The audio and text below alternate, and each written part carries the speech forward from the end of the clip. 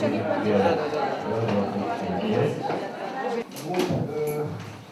дом производит Ленина. В некотором смысле он такой, последние, правда, годы мы там собираемся по слову печальным поводом чаще всего. Вот в этом году мы продолжали Мария Васильевна Сломас, последний путь.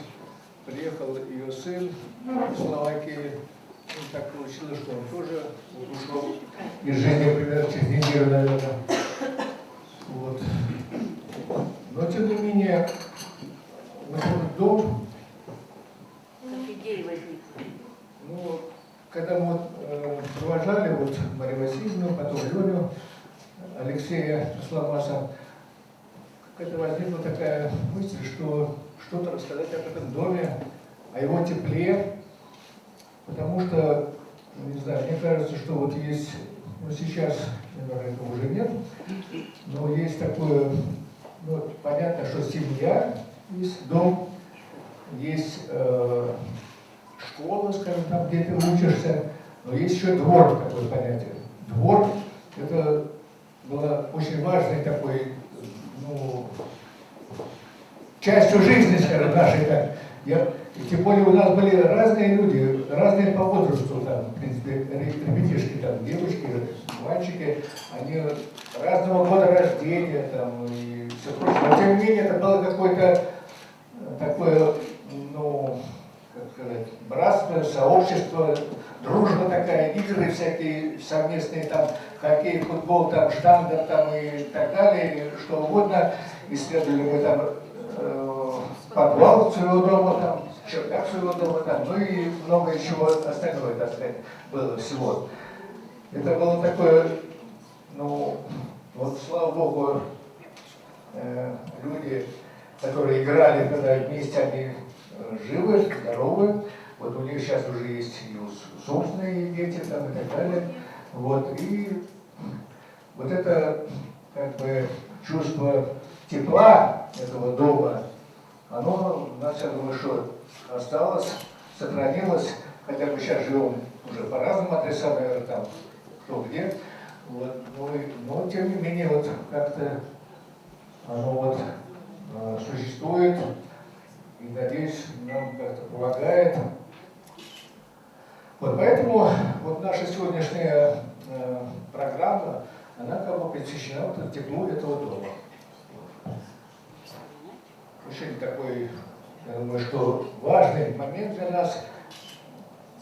Наше детство, наше отрочество, наша юность, может сказать, прошла уже в этом доме.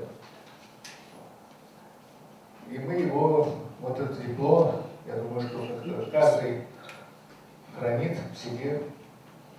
Вот. Мы будем об этом говорить, о тех людях, которые там жили, вот, живут сейчас до сих пор, вот, и будем вспоминать.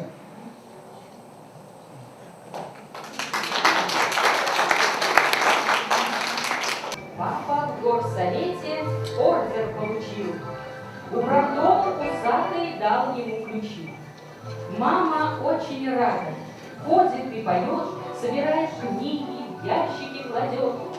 Вытащили в сени стулья и столы, завязали вещи в толстые узлы, вынесли кровать и диван во двор, сняли потолки и большой ковер. А веселым утром молодой шофер на своей машине въехал к нам во двор. Погрузили вещи, подняли борта, вся семья в машине заняла места. Деревянный домик скрылся вдалеке, ехали мы быстро на грузовике. Ехал он в ворота, у подъезда встал. Дом такой высокий, крыши не видать. Во дворе площадка, будем здесь играть. Я любуюсь домом, вижу я на нем выложен рисунок красным кирпичом. Как красив рисунок среди белых плит. Это наш орнамент, папа говорит. Окна, как ворота, двери широки, выкрашены стены, пол и потолки. Открываем двери, Как удобно здесь, умывальник, кухня и кладовка есть. И стоит, красуясь, наш высокий дом. В нем семьей дружной мы сейчас живем.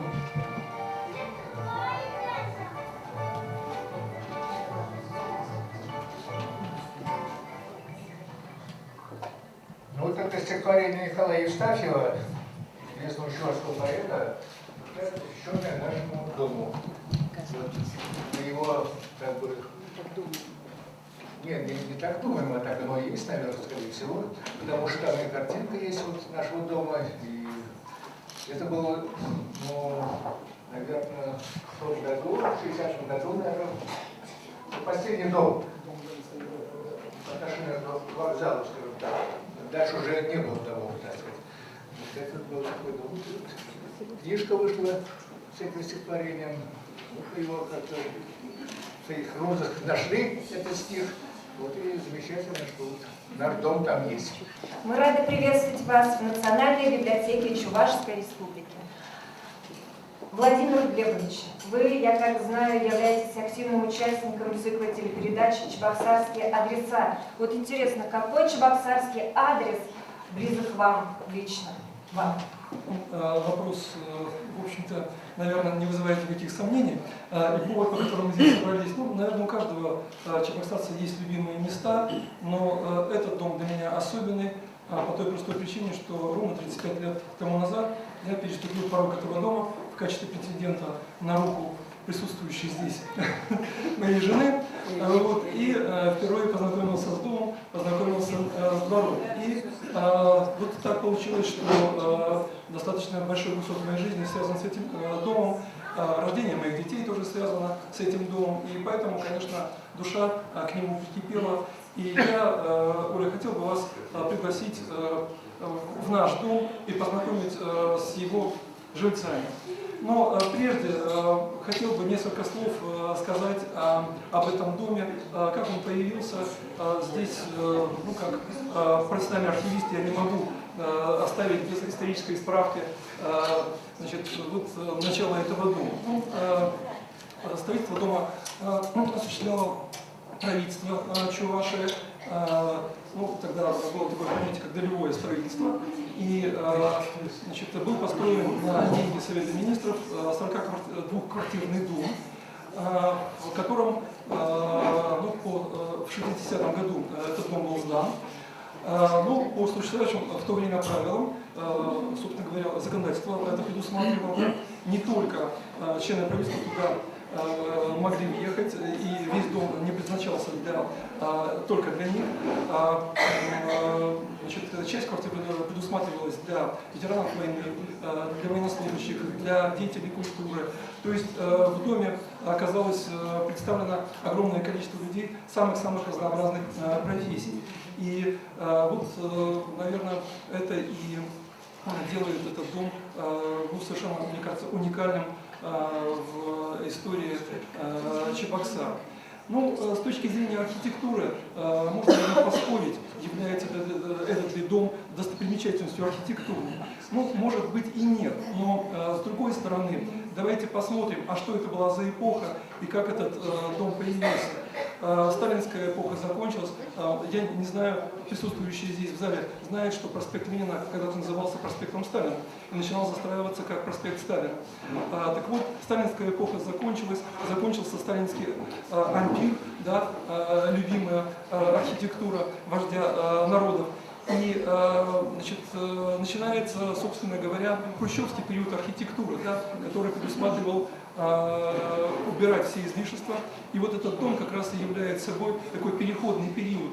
Это уже не Сталинка, но это еще и не Хрущевка. Почему? Потому что дом с точки зрения просторных квартир, действительно, и сегодня таких домов немного встретишь.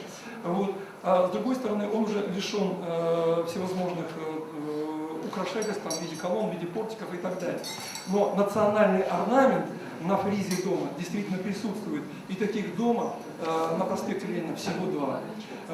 Попытка все-таки придать какую-то индивидуальность этому дому. Еще одна яркая примета этого дома – это знаменитая витрина его книжного магазина. Книжный магазин находился здесь всегда и, надеюсь, и будет находиться и дальше. И вот эта витрина, она являла собой, ну что ли, новое слово в архитектуре, да, сплошь стекло на весь практически первый этаж. В общем-то, для чебоксарцев это было какое-то некое новое явление, и поэтому, когда иллюстрировали книгу Евстафьева, вот этот дом, очевидно, и попал туда в качестве иллюстрации, ну, такого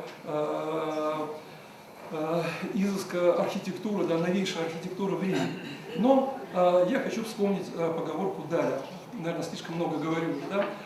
Знаете эту поговорку, да? Красна изба не углами, а пирогами, да? Так вот, мы вас всех приглашаем не просто на пироги, да? Ведь, по сути дела, как Татьяна Петрович сказал уже, душа любого дома, наверное, дороже всех его архитектурных достоинств. И, собственно говоря, душу этого дома формируют кто? Те, кто там когда-то жил, те, кто там сегодня живет.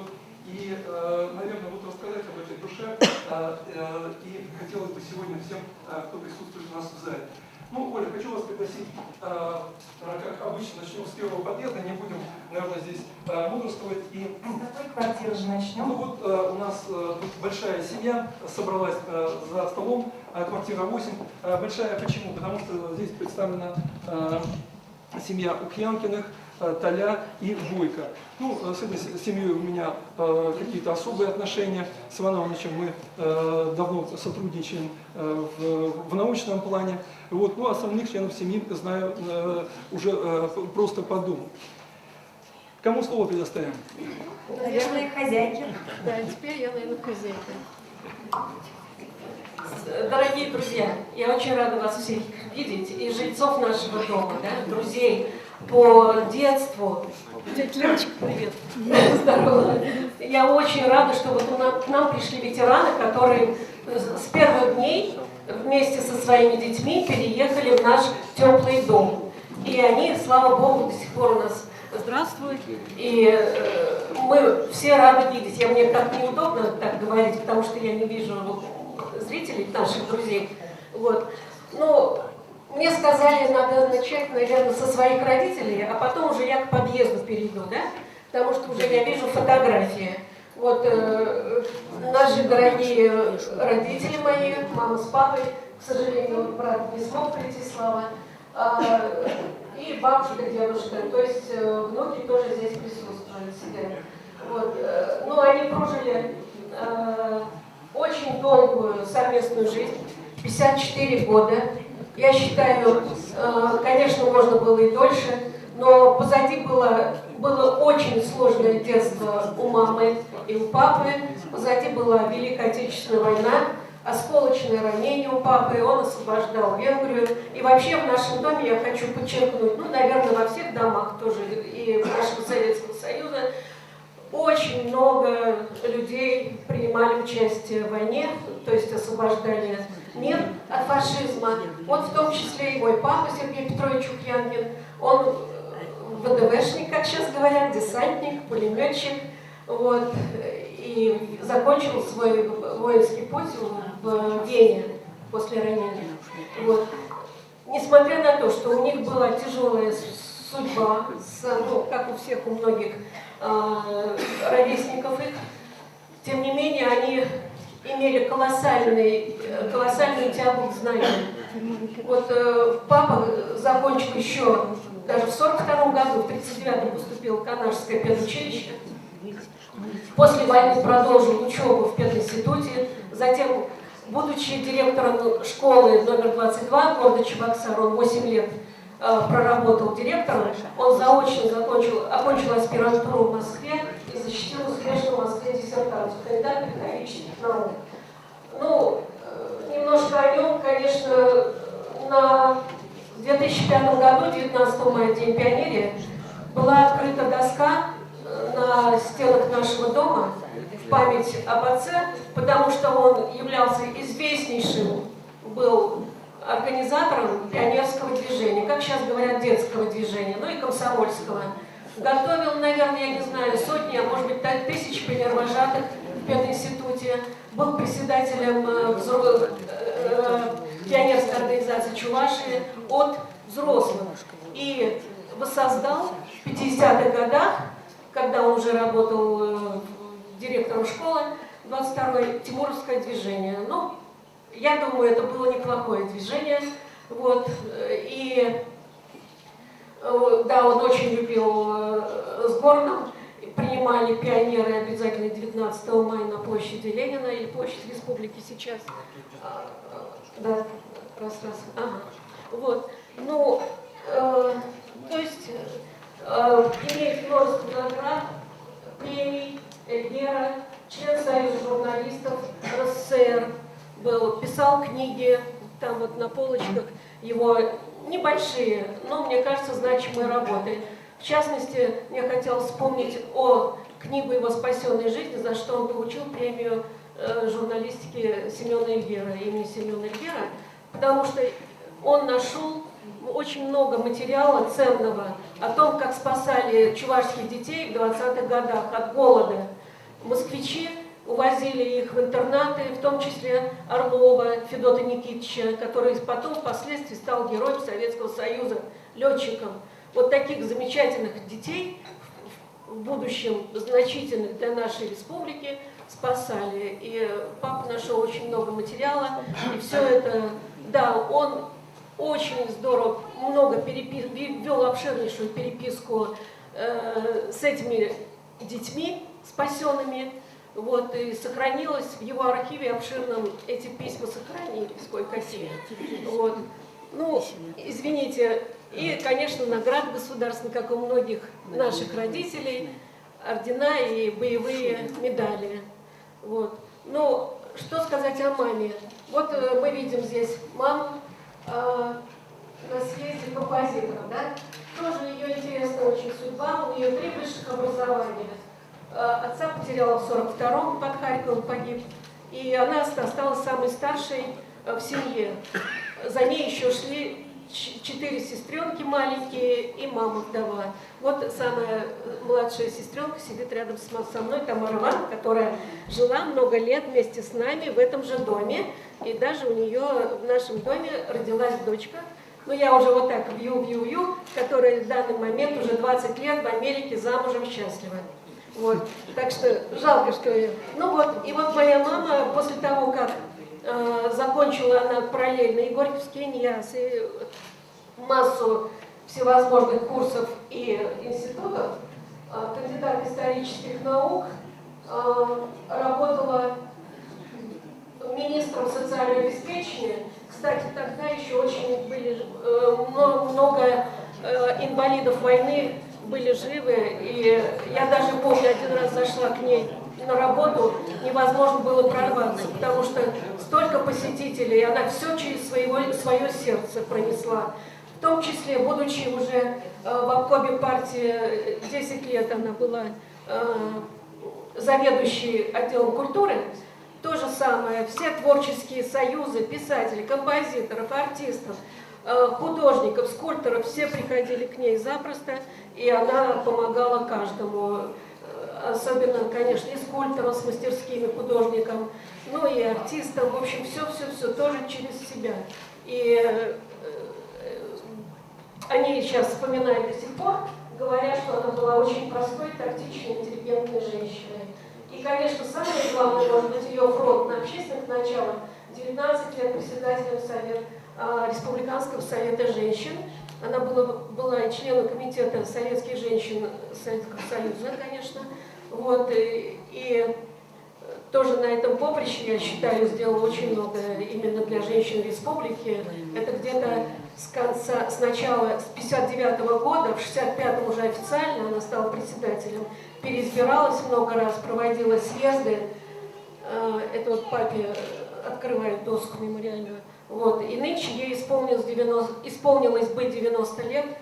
Я считаю, что она женщина вообще легендарная. И только после того, как она ушла навсегда, вот до нас начало доходить, с кем мы жили рядом, потому что Дома она была, конечно, мамой, хозяйкой хорошей. С папой они увлеченно работали в саду. Ходили каждое утро на гимнастику или на лыжи в Лакреевский лес. Папа еще на рыбалку. Ну, если вы заговорили об их увлечениях, то еще хочется сказать, что отец был фанатичным и фантастическим коллекционером значков. Вот вы видите часть, ну это просто так для антуража, конечно, здесь висят.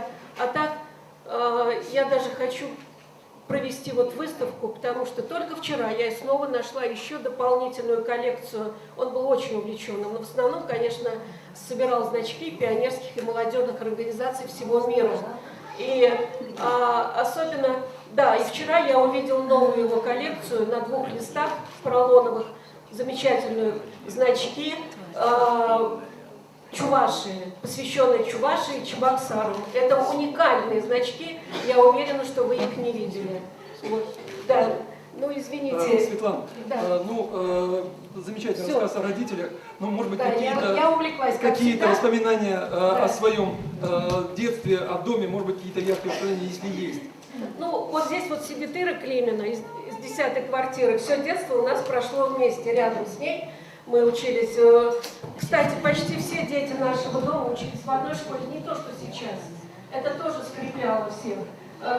Бегали по Лакреевскому лесу, по стройкам, ходили в музыкальную школу в одну очень многие, и ходили с удовольствием в книжный магазин.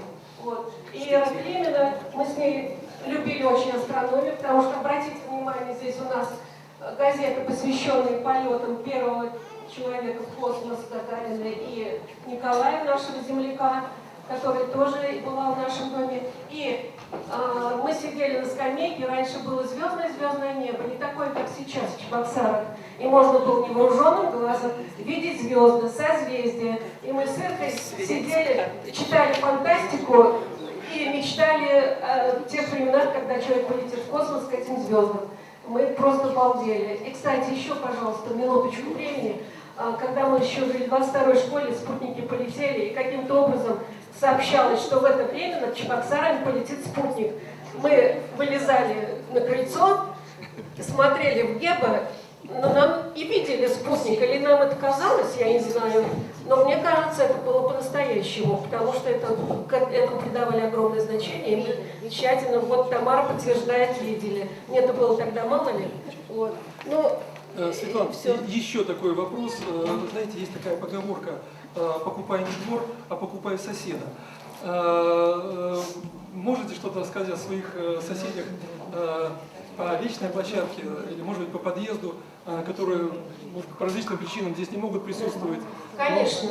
Вот, Володя, передо мной вот список жильцов. Конечно, квартиры, жильцы менялись. Это само собой, не все стояло на месте. Но я очень хорошо помню тетю Зину, дворника, дядю Сашу, в котельной работал, раньше у нас котельная своя была. Потом, если пройти вот быстренько, там семьи Кравченко, Егоровых, Конюгиных, Григорьевых, вот народных артистов нашей республики. Потом они выехали из нашего дома. И конечно, на втором этаже, в квартире номер 7, жила легендарная тоже личность, министра здравоохранения республики Ефимова Вера Григорьевна, которая в годы войны, кстати, ей нынче 105 лет. И как-то все это прошло бесследно. Ну, я думаю, надо тоже что-то такое сделать в память о ее деятельности. И вот она была начальником ВК госпиталя в Чебоксарах и считалась участницей войны, естественно. Потом она много лет отдавала, 12 лет была министром с 50 по 62, и много сил отдала борьбе с трахомой. Это было опаснейшее заболевание глаз в республике, и многие слепли. И она, можно сказать, с ее помощью победили эту болезнь. Она очень по-умному профилактику провела и была инициатором создания медицинского училища в нашем городе. Вот. Если подниматься выше, я уже, да, и, конечно, на нашей площадке с Климинами жил тоже интересный человек. Многие женщины в Чебоксарах его хорошо знали. Это акушер-гинеколог Геннадий Михайлович Прохоров. Да. Вот. Он был первым главным онкологом республики. Да, да. Затем он был заведующий гинекологического отделения БСМП долгие годы.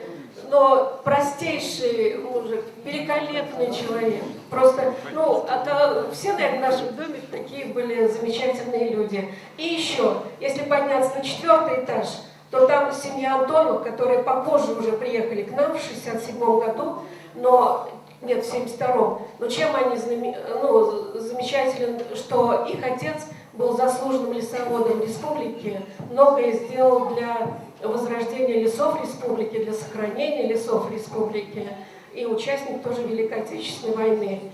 И еще, если пойти напротив, в 13-ю квартиру, это последняя квартира нашего подъезда, Володя, правда, я еще про Ахмедбеку не рассказала. Вот, да. И в 13-й квартире интересная семья преподавателя Фадеева, пединститута. У него 3 детей было. Очень многие помнят, наверное, Вячеслава Фадеева, мастер спорта по мотокроссу, мотогонкам. Потом Таня, тоже, по-моему, кандидат в мастера спорта по гимнастике. А Альбина мастер спорта по акробатике. Вот представляете, из одной семьи какие люди. Ну, конечно, они чуть постарше нас были, вот моего возраста детей. Но еще раз... Все. Все. Все.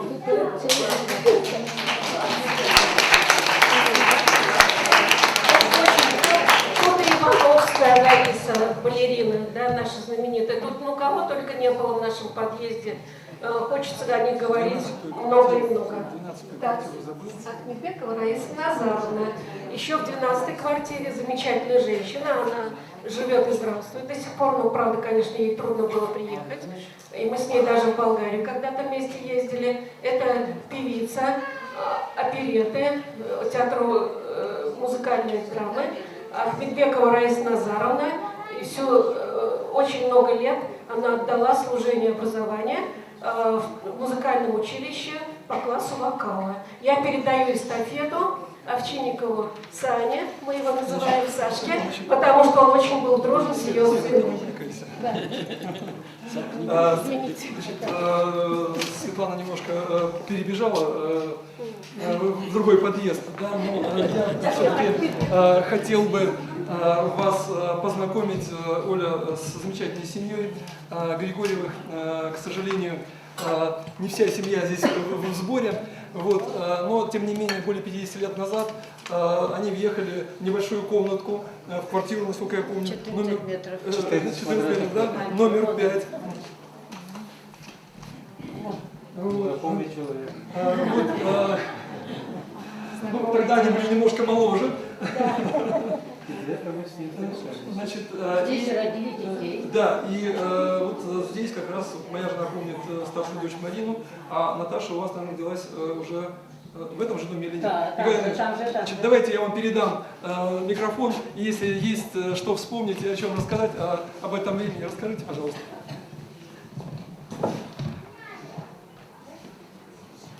Ну, сразу тут отметили, что здесь, вот в этом доме прошла наша юность. Мы только что закончили театральный институт, приехали, и нам выделили вот по одной комнате. Вот Яковлевы, вот нам вот в этом доме.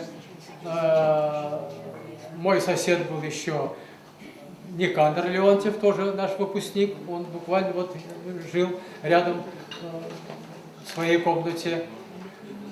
Вот. Ну, жили там мы, в общем-то, недолго, 7 лет всего. Но что вспоминается? Ну, прежде всего, конечно, мы здесь родили 2 девочек. Старшую вот 62-го года и младшую 66-го года. Вот. Теперь уже они обе бабушки. Время идет. Вот. Но жили, конечно, 60-е годы, господи, это уж многие, наверное, помнят, какая была наша жизнь. не только в Чебоксарах, да и вообще в России, в Союзе тогда. И вот самое, то, что мне запомнилось, врезалось, так сказать, в память, и, конечно, никогда не забуду, это когда вот старшая родилась, и я их, значит, сели мы, нет, не сели, никуда мы не сели, поскольку это совсем рядом, значит, роддом, и мы пошли домой. И в это время по радио, значит, передают: полетел в космос Николаев Андриан.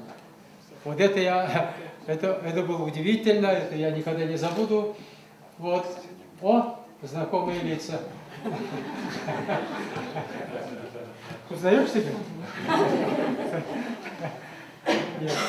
Вот, удивительно, значит, было время. И в этом же нашем доме, вот Петр Петрович Музангаев, великий наш поэт, удивительно. Ну вот мы общались с ним, он читал нам стихи, и ведь именно этот человек перевел нам пьесу, вот то, что мы ставили дипломную работу, Ромео и Джульетта. Вот я играл там, между прочим, самого Ромео. А она Джульетта была. А вот Джульетту хорошая была моя знакомая, значит, Нина Ильинична играла. Потом она стала женой. Потом Вот, стала женой. теперь она прабабушка, я прадедушка. Ну, живем пока, ничего, более-менее. Разводиться не Ну, собираюсь. разводиться пока не собираемся. Да. Вот. Нет, было действительно, жили, конечно, ну, неважно в смысле материальном, но духовном общались прекрасно. Ну, замечательно, конечно, и в театрах, и между собой. Так что я вспоминаю эти годы, конечно, с большой благодарностью. И хочу благодарить вот тех устроителей вот этого вечера сегодня. Большое вам спасибо. Спасибо. Хочу исправить свою оплошность. Я не представил Николая Даниловича. Все-таки, конечно, всех лекарей его не назовешь, но все-таки народный артист РСФСР, да, и он, и Нина Ильинична, лауреаты государственных премий и Российской Федерации, и Чувашия. То есть, в общем-то, ну, я считаю, что Нина Ильинична, Нина Михайловна — это самая красивая женщина в Чувашии всех времен. Оль, хочу тебя познакомить с еще одной красивой женщиной, замечательной семьей.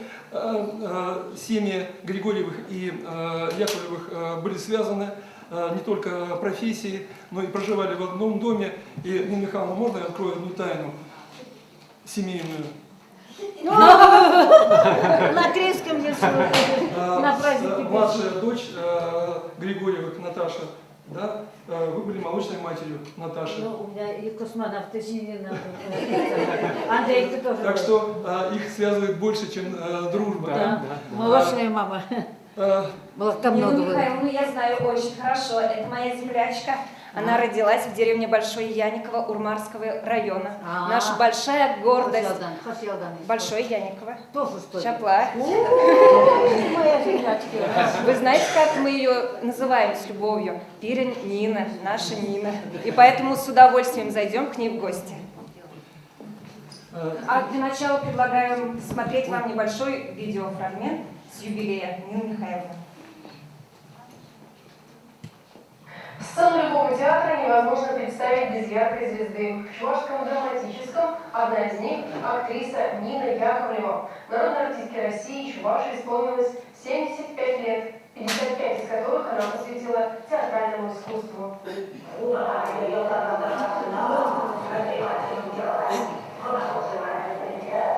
Знаменитая бабушка Проски с блистательным шпагатом, мать Сиднея в постановке на спи, Баба Яга и Ильинична в Тихом доме. Образы Нины Яковлевой можно перечислять долго. Она играет как комедийных, так и драматических, сказочных персонажей. Еще юной выпускницей Российского университета театрального искусства ГИТИС, она с успехом перевоплощалась в старух или мальчишек. Талант известной актрисы хорошо известен зрителям не только Чувашии, но и многих других регионов России. Счастлив тот театр, который имеет таких актрис. ей подвластны все жанры, абсолютно. Вот я говорю, это и трагедии, и комедии, и фарс, она и гротеск, она может все преодолеть, все может освоить и преподнести зрителю в тонкой художественной форме. Она владеет замечательным вкусом, природным вкусом, даром. И ее искусство, я думаю, что не только замечает зритель, а любит.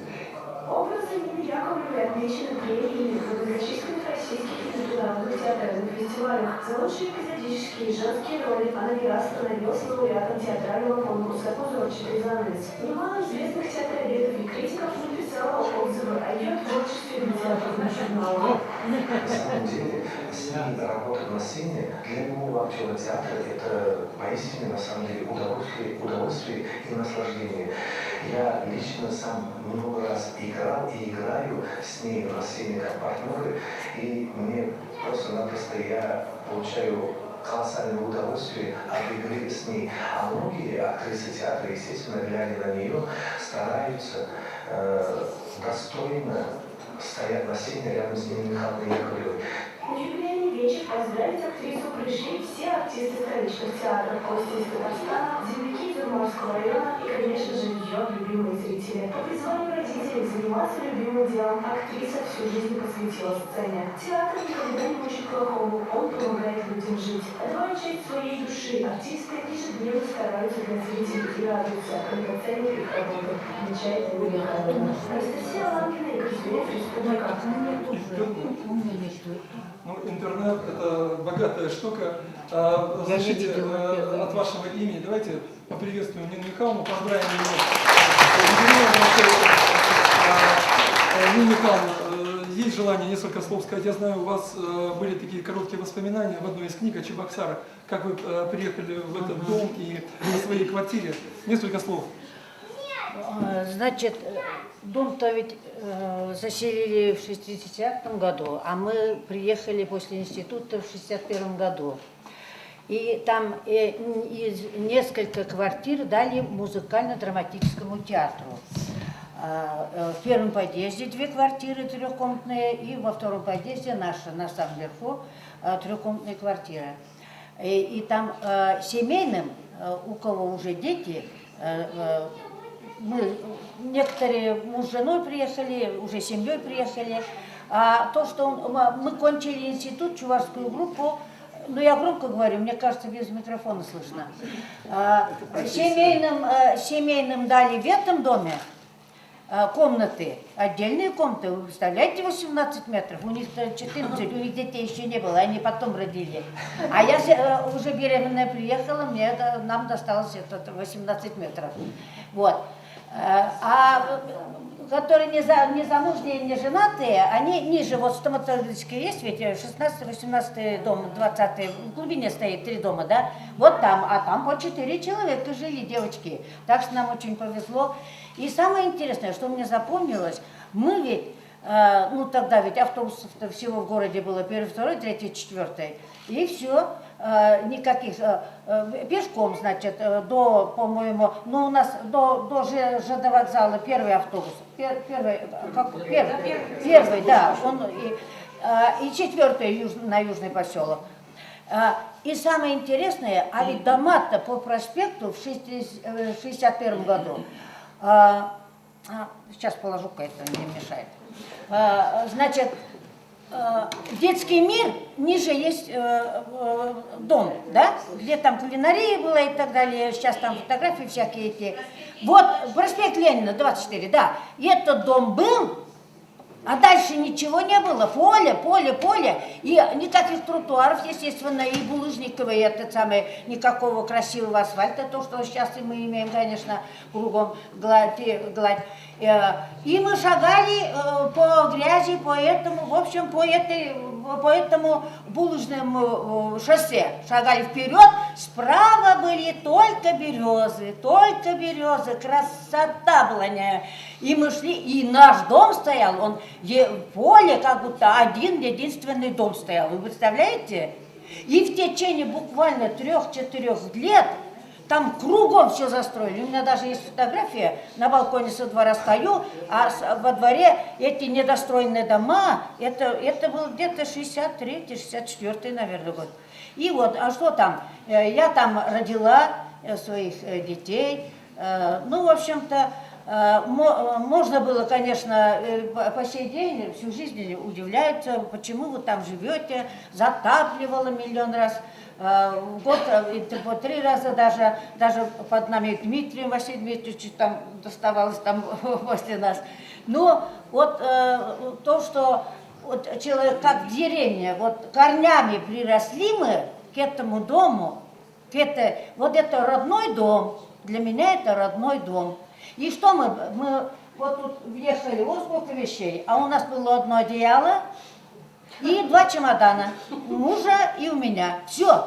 И мы купили пружинный матрас отдельно, положили в угол, этот самый, в угол, вот этот матрас, и мы жили на этом. Потом через сколько-то зарплату купили стол. Кстати говоря, тогда продавали только такие полосатые столы, больше ничего не было. Единственный стол Чебоксар вот такой продавал, он удлинялся. И, кстати говоря, он у меня до сих пор на кухне стоит, крепче этого стола, у меня ничего я не вижу нигде, ни в каких магазинах.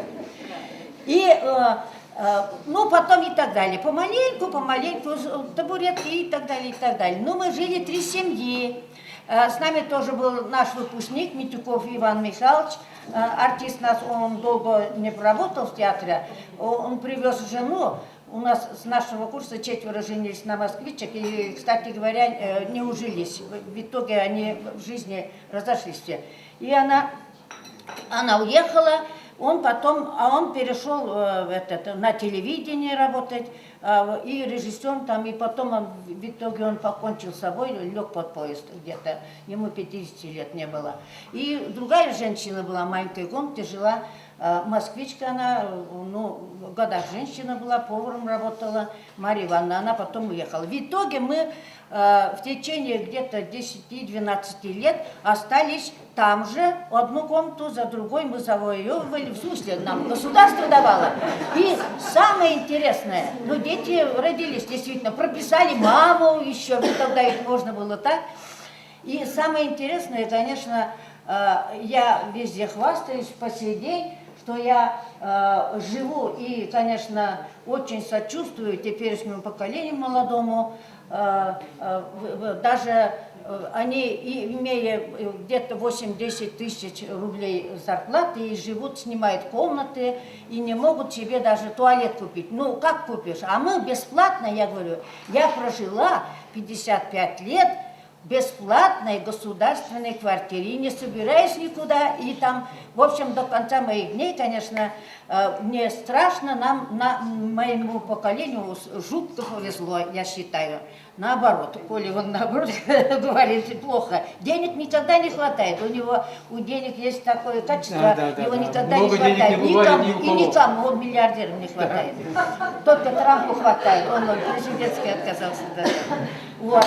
И самое интересное дальше, дом. Ну, в общем, очень дружный дом. И, конечно, всегда испытываешь такое сожаление, когда кто-то уезжает. Ну, дети, само собой, они растут, вырастают, уходят, у них свои квартиры, они вдруг... Но все равно мы вот встречаемся иногда в городе или приходят там. И такое испытываешь чувство такое, родственное чувство, как будто мы жили в одной семье. И вот чудо, просто чудо. Даже ведь этот дом же строили наш музыкальный, вот наш театр, где мы сейчас работаем, в 1 год сдали, в 61 году мы приехали, сдали театральное здание. Даже там, так как Дом Совета Министров построили, там даже перила такие одинаковые, как у нас в театре, вот в этих, за сценой там. Светильники все, уже, конечно, после ремонта не стал, но у нас один светильник в Валерии комнате, в маленькой комнате у нас вот этот светильник, который стоил, может, рубля 3-4, он до сих пор висит, вот как память, не только как память, и вот, по-моему, нигде не сохранили этого светильника. И вот и по сей день вот новые заселяются, конечно, по работе, конечно, мы уходим на работу, приходим, мы даже не знакомы сейчас. Кто там живет, половина, наверное, незнакомых людей, половина. Но все равно, конечно, если познакомиться, например, конечно, я бы их тоже полюбила бы. Но вот сейчас я такое огромное счастье испытываю. Вот смотри, сюда смотришь, знакомый. Вот Лиду Овчинникову я 100 лет не видела в одной комнате. Ой, боже мой!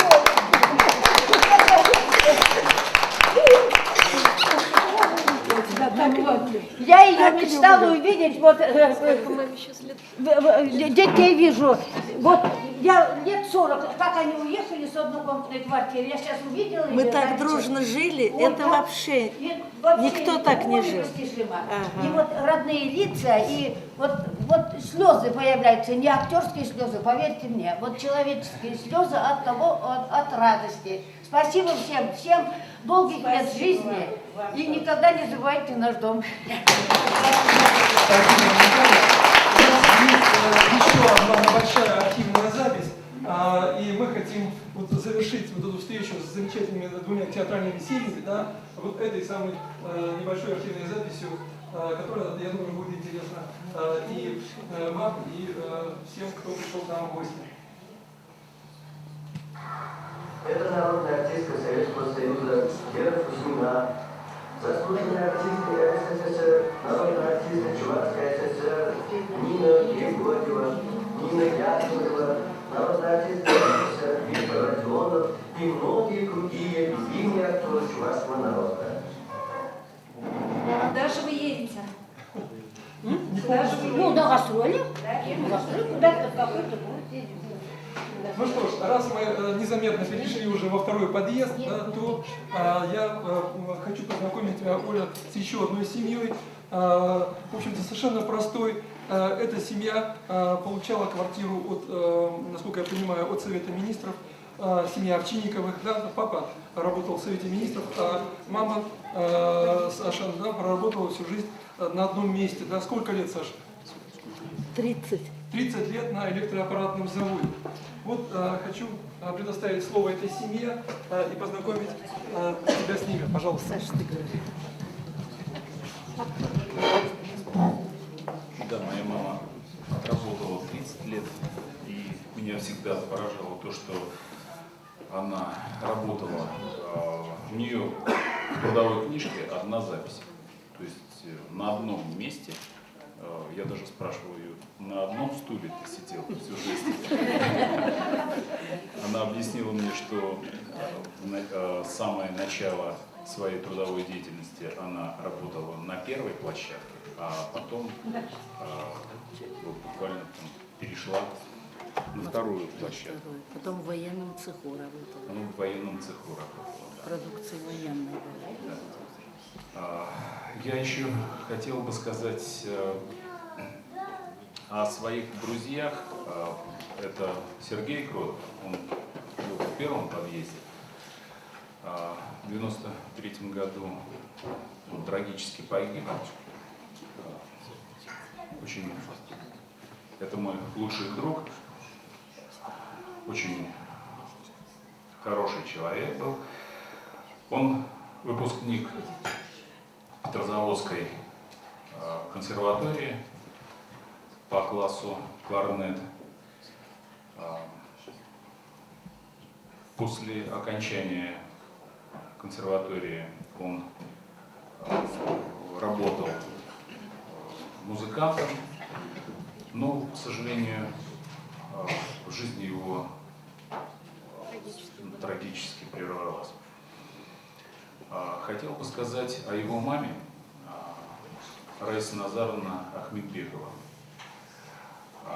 Ее звали Хайрниса Назарбековна, она из города Ташкент, окончила Ташкентскую консерваторию. После окончания приехала в Чебоксары и работала в театре.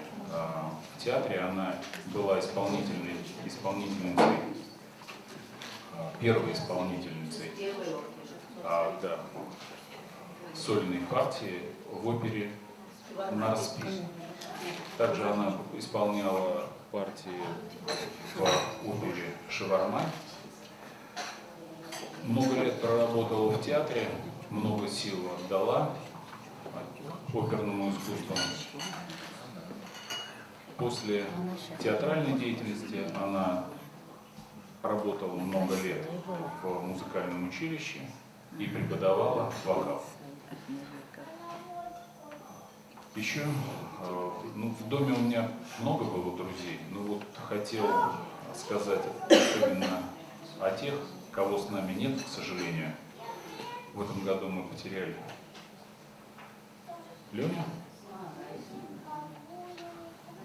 Асламбекова, да. Леню мы потеряли в этом году. Тоже Леня у нас выдающийся музыкант. После ухода наших друзей мы можем, как сказал Свет, обратить внимание на то, что они достигли в этой жизни. Леня стал выдающимся музыкантом, дирижером. После окончания 2 консерваторий он работал и жил в городе Брно, Чехии. Успешно работал музыкантом, была у него деятельность сольная. Ну, про музыкальную деятельность Лени Таня расскажешь ты подробнее, все-таки будет лучше.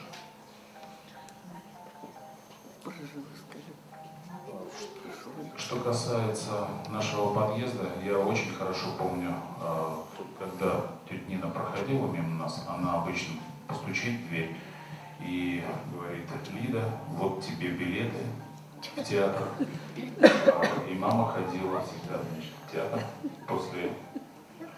После спектакля приходила домой, подробно мне рассказывала, что там говорили по-чувашски. Ну, восторг всегда был такой очень незабываемое выступление. Я сейчас все вспоминаю. Все время вспоминаю.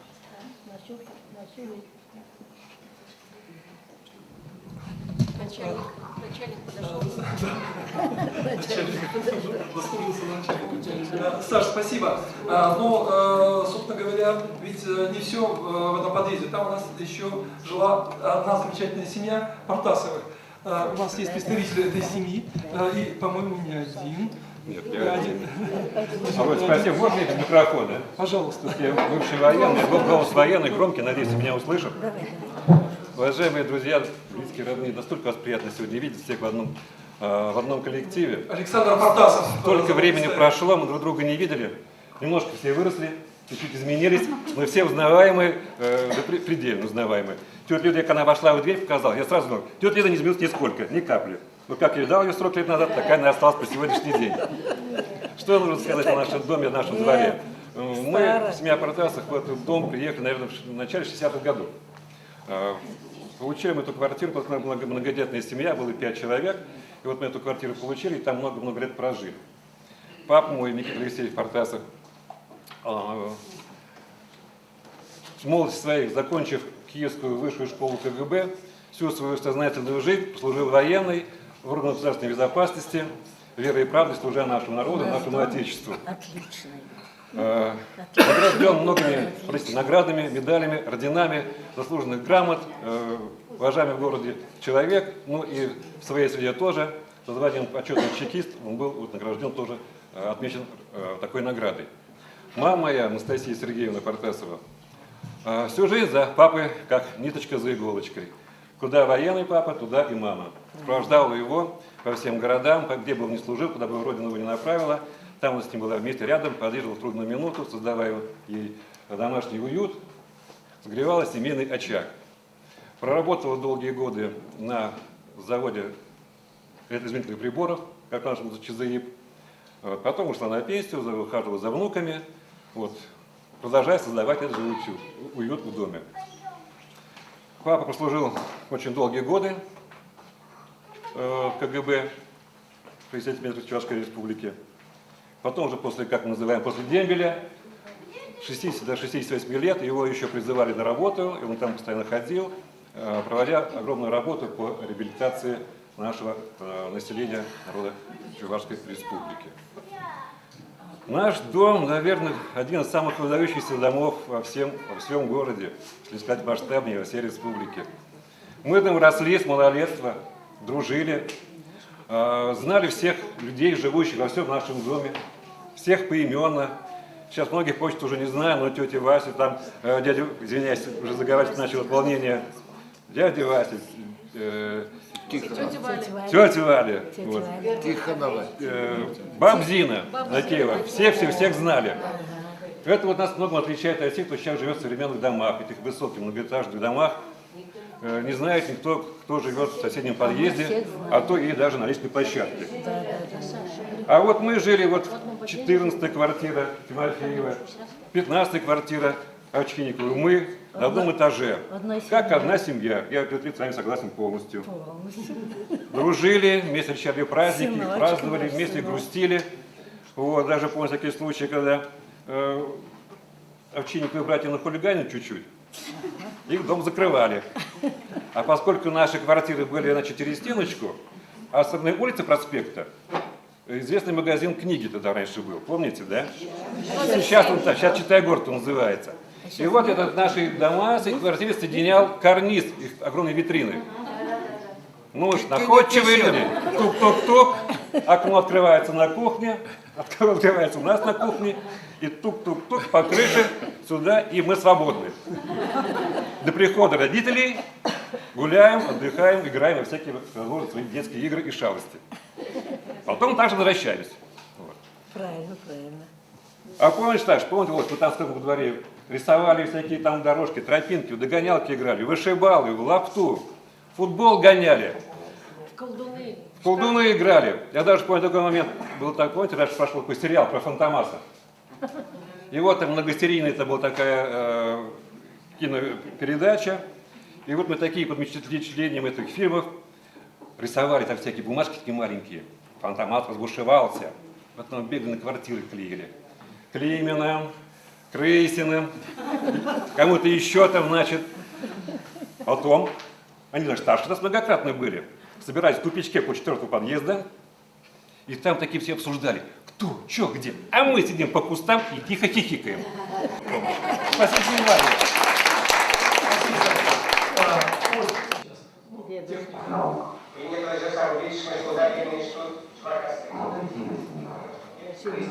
Василий Дмитриевич.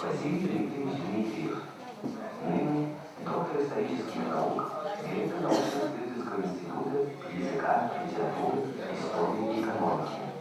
Ученый совет обсуждает второй том истории Чувашии, который готовится к изданию. Оль, я хочу тебя познакомить с представителем этой семьи, Юты, можно называть, наверное, Юта, да? Дмитриева. Юта, несколько слов. Как вы попали в этот дом? Я на 3-м курсе пединститута из Эгера попала сюда по обмену с одной девушкой. Мы вместе учились с Магдой 1 год в пединституте. И в это время, ну, в конце уже, можно сказать, познакомилась с своим будущим мужем. Это сын Василия Дмитриевича. Я-то Василия Дмитриевича немножко знала из института, потому что я там изучала чуть-чуть чувашский язык, но я не знала, что они родственники на самом деле. И мы познакомились через Иру Крысину. У них там была такая компания веселая, они приходили к нам в общежитие, и мой будущий муж тоже приезжали из Казани. Он тогда уже работал, и вот мы так познакомились. Ну, а потом как-то поменялись мы с Ирой. Ира уехала в Венгрию жить, туда замуж вышла, а я приехала. Культурный обмен состоялся. Василий Дмитриевич, я работала 24 года в этом институте, где он был директором очень долго. Вот я его знаю как родственника в основном, ну и как начальника тоже. Ничего плохого не могу сказать ни про то, ни про другое. Он был очень добрым человеком, принципиальным, он был великим ученым.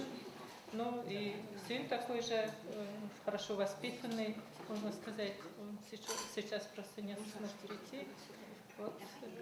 А соседи у нас великолепные. Ну, на самом деле мы живем как семья. Если увидим кого-то во дворе, обязательно поговорим с Мариной, со всеми, в принципе. Я даже не знаю, что Ира Кримена там жила, в нашем доме, да? Вот. Ну, я там живу где-то с 85-го года, мы живем с семьей там. А сейчас с нами живет жена Василия Дмитриевича, она уже старенькая, 92-й год идет. Она учительница была в 10-й Да, она 10-й годы работала, да. И многие, да, здесь учились у нее. И насколько они были корректные люди, вот Василий Дмитриевич, Лидия Нестеровна, у меня же мальчишки, ведь мы же над ними живем, мы на спектакль уходили, у меня 2 мальчика, все они только не вытворяли там, господи, баррикады, столько, лишь хоть бы один раз когда-нибудь сказали, что ваши дети там шумят или что. Вот насколько интеллигентные, насколько добрые, насколько просто чудесные люди были. Ну, потом у Якова Лебедкиша внучки росли. И, ну, они иногда тоже, иногда прыгали. У меня муж всегда говорил, декорацию трогай. Двигается декорацию. Спасибо. Спасибо, Ира. Хотел бы, чтобы то, что рассказал Намита, мы немножко развили, продолжили. Иван Иванович Бойко, профессор, доктор исторических наук, продолжатель дела, наверное, Василия Дмитриевича, да, продолжает работать в институте, близко с ним. Имеет отношение к нашему дому, скажите. Я с 1976 года жил в 38 доме, когда вот мы поженились со Светой, Свадьба была во дворе. Ну, как свадьба? Свадьба, она ведь не только во дворе, она и в других местах была. А вот один день, на первый день, значит, плясали во дворе. Вот. А с Василием Дмитриевичем я познакомился в 1971 году, на первом курсе, он нам начал читать лекции. Очень много он вспомогательных исторических дисциплин, так называемых, у нас вел. А потом вот он по распределению, он меня взял к себе в институт, и только тогда он узнал, что мы со Светой женаты. Вот, он сказал, да, я ее пару раз видел в дворе. Но он весь в себе был. В себе, да. Но вообще, вот, ну, мы тогда уже понимали, когда работали вместе с ним очень долго, да, практически в институте, а потом как коллеги вот, в университете, постоянно вот, с ним общались, безмерное уважение к нему было, и как к специалисту очень квалифицированному. Об этом говорим не только мы. Вот есть такой мирового уровня историк Андрес Каплер, сам гражданин Швейцарии, в Австрии много работал. Вот он давным-давно написал книгу об исследователях вот Среднего Поволжья, и вот говорил о Василии Дмитриевиче, что такого уровня, как Василий Дмитриевич, вот в округе, вот в Средневолжском регионе такого исследователя нет. Это было в советское время. Но посмотрите, там на полке есть книга «История Чувашии 18 века». Только сейчас, вот, когда обратил внимание, я потом долго работал с Василием Дмитриевичем ученым-секретарем, постоянно каждый день из дома шел с типографией, там вот, и производственные дела. Вот обращаю внимание, там учетно-издательские листы, авторские листы. Вот книга 35 учетно-издательских листов, Василий Дмитриевич был 35 лет, когда он издал эту книгу. Он еще, в общем, он был очень молодым.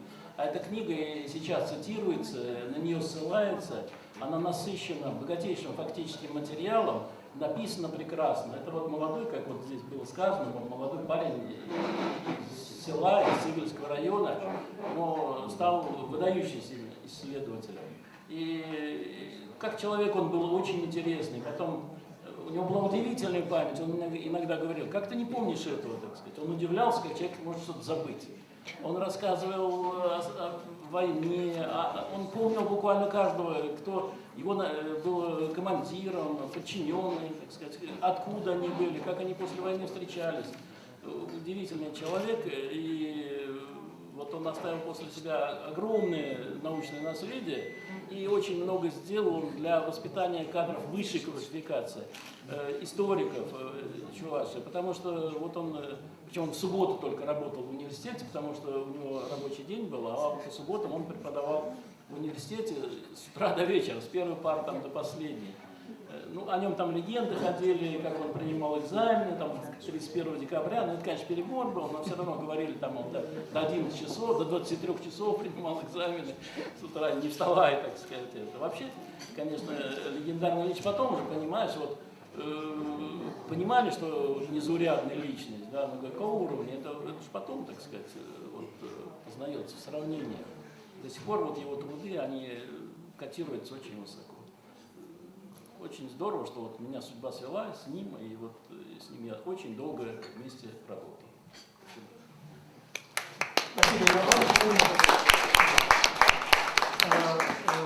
Я не представил, и Оля не представила сама, да, в связи с тем, что, о чем мы сейчас будем говорить, я хочу назвать фамилию Оли Тимофеева. Оля, а фамилия Тимофеева из 14-й квартиры вам ничего не говорит? Это не ваши родственники случайно в этой квартире проживали? Давайте заглянем, может, узнаем кого-нибудь. Давайте. У нас представители квартиры этой здесь, да? Нет, можно я без микрофона? Я достаточно громко тоже говорю, хоть и не военнослужащая, но была военно обязанной в свое время. Вот. Ну, командир в доме. Сейчас без голоса останусь. С Тимофеевыми меня связывает очень многое. Сидите. Это моя классная руководительница Эльвира Георгиевна Тимофеева и ее сестра Клара Георгиевна. Обе они учительницы. Эльвира Георгиевна преподавала у нас математику, была нашей классной руководительницей. Ее отец, он долгое время работал начальником канцелярии Президиума Верховного Совета. Мама долгое время работала в издательстве. И еще что я хотела сказать, в нашем доме, вне зависимости от того положения и статуса, которые люди занимали, когда надо было, все работали. Вот и Георгий Тимофеевич в свое время был председателем домкома, Михаил Дмитриевич Дмитриев из нашего подъезда тоже был председателем домкома, и мой папа Михайлов Николай Михайлович тоже был. И всегда они ходили с топориком, с дощечкой какой-нибудь, там вывалилась с палисадника дощечка, тут же подбили. Там цветы засыхают, быстренько раз шланг достали из подвала, тетя Зина, дворник наш, подключила, полили цветы, мы все помогали. Зимой, значит, лед кругом это. Тетя Зина скребочки вытащит, мы все бегом, нам нравилось это. Вот, и поэтому. Ну, а Эльвира Георгиевна хорошим преподавателем очень была. Математику, вот она среди своих учеников, это наш ее последний выпуск в 10-й школе. Ну, я там тоже недалеко мелькаю. Макулатуру собирали. В белой кофточке. Вот.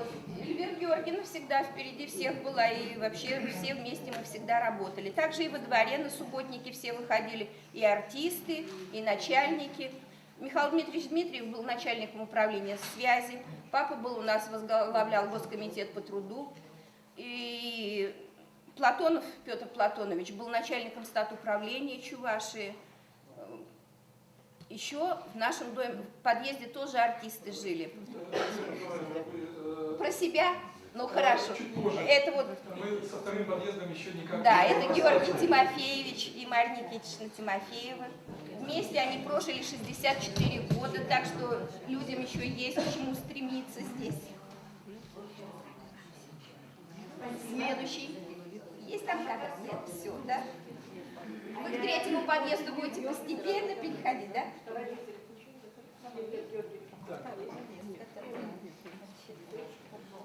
Я знаю еще, что в этом доме жил известный чувашский поэт, писатель, журналист, переводчик Уик Ниши. Его именем даже названа улица в городе Чебоксары, улица Шумилова. И этот все тот же самый подъезд. 17-я квартира. 17-я квартира, да, совершенно верно. Существенное дополнение. Оль, можно один нескромный вопрос я вам задам? Да, конечно. Замужем? Ну, нет. А вы не будете возражать, если я вас познакомлю с Отелло? Ой, это звучит угрожающе. Ну, бояться, я думаю, его не надо, он живет в Дюссельдорфе. А рассказать, я думаю, что о нем интересно всем нашим гостям. Пожалуйста.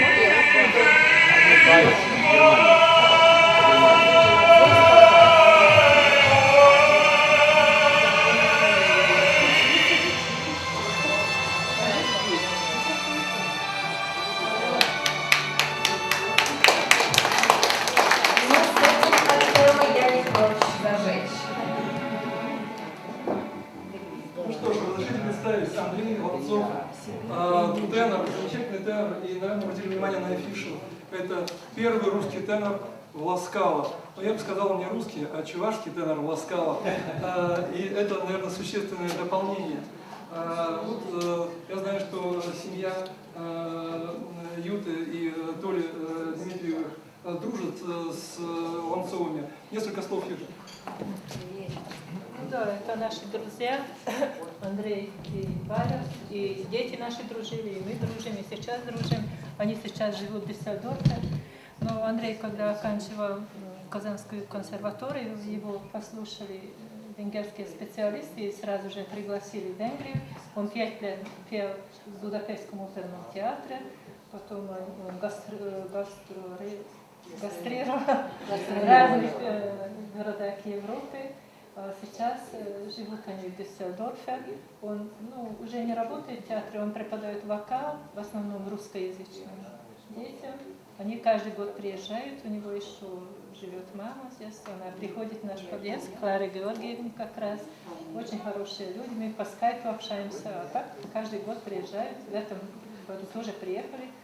Они жили у нас у Лидии Нестеровны в квартире, пока здесь были. Вот у него голос. Замечательно. Я думаю, что меня все поддержат, если Юда передаст по скайпу от всех нас, от всего нашего дома, поклон от почитателей таланта Андрея. Спасибо. И его вот эти записи есть в Ютубе, можно подписаться.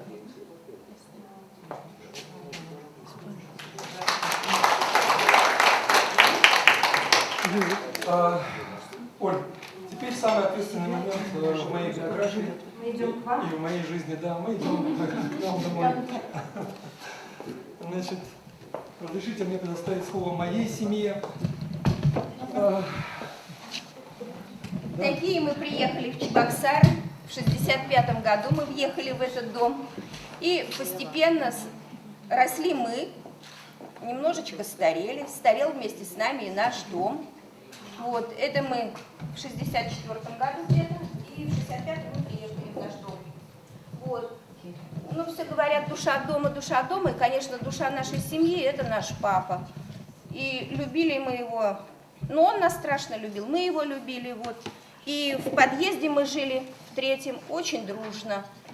Это моя фотография, вот там фотоаппарат мой висит.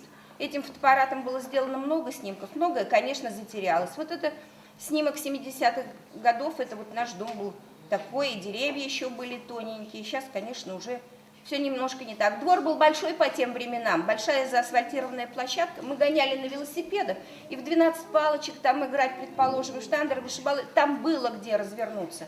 Рядом была площадка, зимой заливали, у нас каток свой был, играли там в хоккей. Теннисный стол стоял. Ребята в футбол гоняли, когда не хватало их там народу. Нас брали с собой, хоть мячи подавать, там это самое. В теннис мы в шарманку играли обязательно, всегда.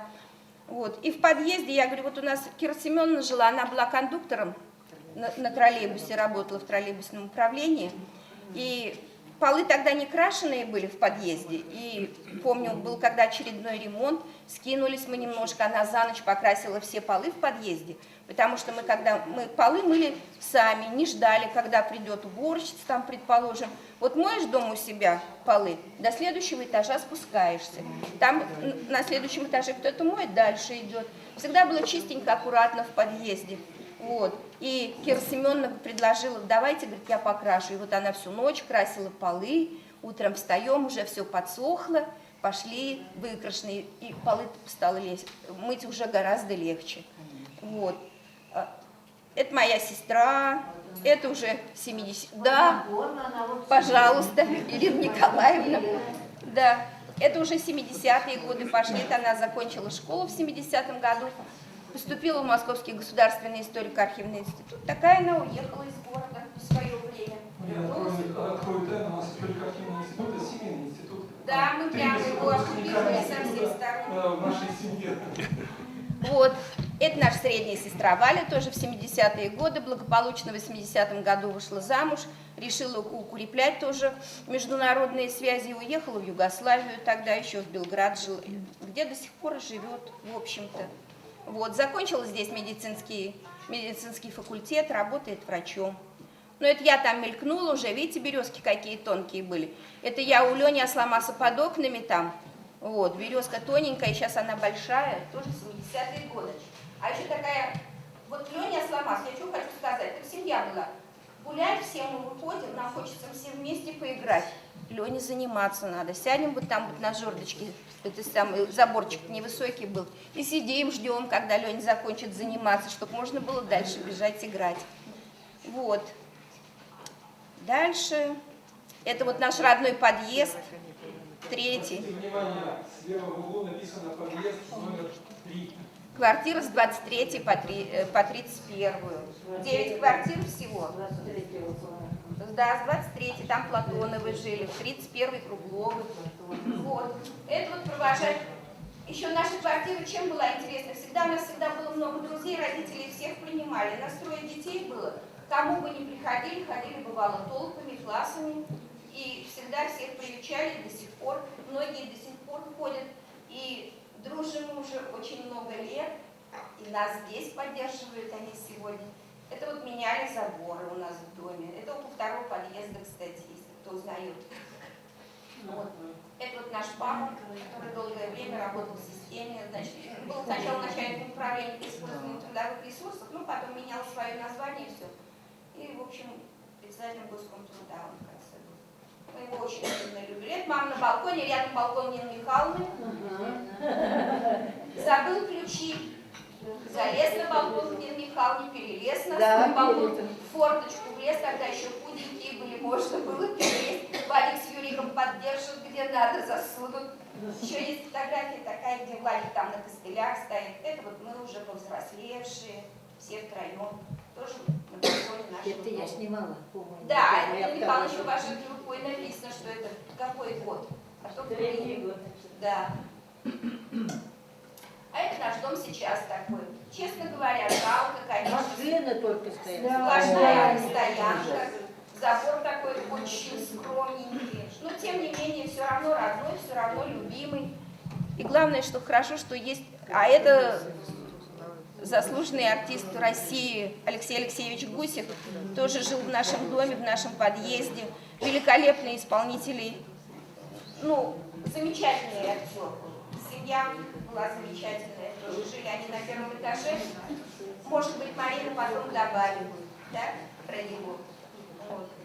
Вот и все про наш подъезд. 9 квартир, небольшой, я говорю, ну, а любили мы все подъезды. В общем, много фотографий у меня есть еще, где и Леня с Сашей вместе сидят. И друзей к нам всегда много приходило. Да, еще ночью любила это самое, ночевать на балконе, подглядывать за старшими ребятами, которые там кучковались на скамейке. Им-то допоздна разрешали гулять, а нам уже нет. Вот такие у меня воспоминания о нашем доме. Мама у нас до сих пор жива. Вот, ей 91 год нынче исполнился. Тяжело, конечно, ей было сюда прийти, но мы, в общем-то, рады.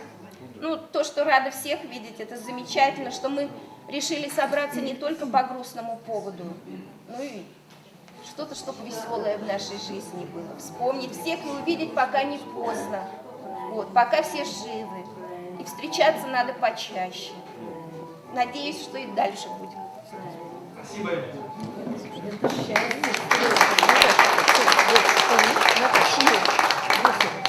Да. Ой, что это за дивная музыка звучит? Оля, я хочу познакомить вас со следующим подъездом. Это 4-й подъезд. И на 1-м этаже в квартире, я уже 32-я, не ошибаюсь, да, жила замечательная семья, замечательная музыкальная семья, представитель семьи Татьяна Асламас здесь находится. Я думаю, что лучше нее о своей семье ничто не расскажет. Пожалуйста. Добрый вечер, дорогие друзья. Спасибо огромное всем, кто пришел. Очень приятная встреча. Но вот я сижу и думаю, так все обстоятельно, прекрасно все рассказывают. Да, вот на фотографии появилась. Это, знаете, в Лакреевском лесу раньше, 61 год, праздники песни проводились. И вот папа тогда дирижировал свои песни. Леньке здесь 2 года, мне, соответственно, 7. Наверное, да, 7 вспомнила следующий. Я как бы хотела напомнить о том, как мы оказались в этом доме. Мама мне рассказывала, что 1 мая 1959 года был праздничный концерт в филармонии. А папа тогда, будучи студентом 4-го курса Московской консерватории, он учился, имея уже, еще не имея, он учился очно, вот, на 4-м курсе, и приехал специально играть свое произведение «Чувашскую рапсодию» для фортепиано с оркестром. И был праздничный концерт, и с местным оркестром он играл с большим успехом. Потом мама говорит, мы вышли и направились к автобусной остановке. Вдруг, говорит, слышим, что кто-то, говорит, бежит за нами и просит остановиться. Оказалось, что это был председатель Совета министров Зайцев. Вот. И ему очень понравилось и произведение, и то, как папа играл. Он не только был композитором, но еще прекрасным пианистом. И Зайцев чрезвычайно был впечатлен и поздравлял отца. Папа, говорит, сказал, все это замечательно, вот только дали бы мне квартиру, вот я бы обрадовался. А мама была уже, вот это был 1 мая, а 12 мая братишка мой родился, вот уже 2-й.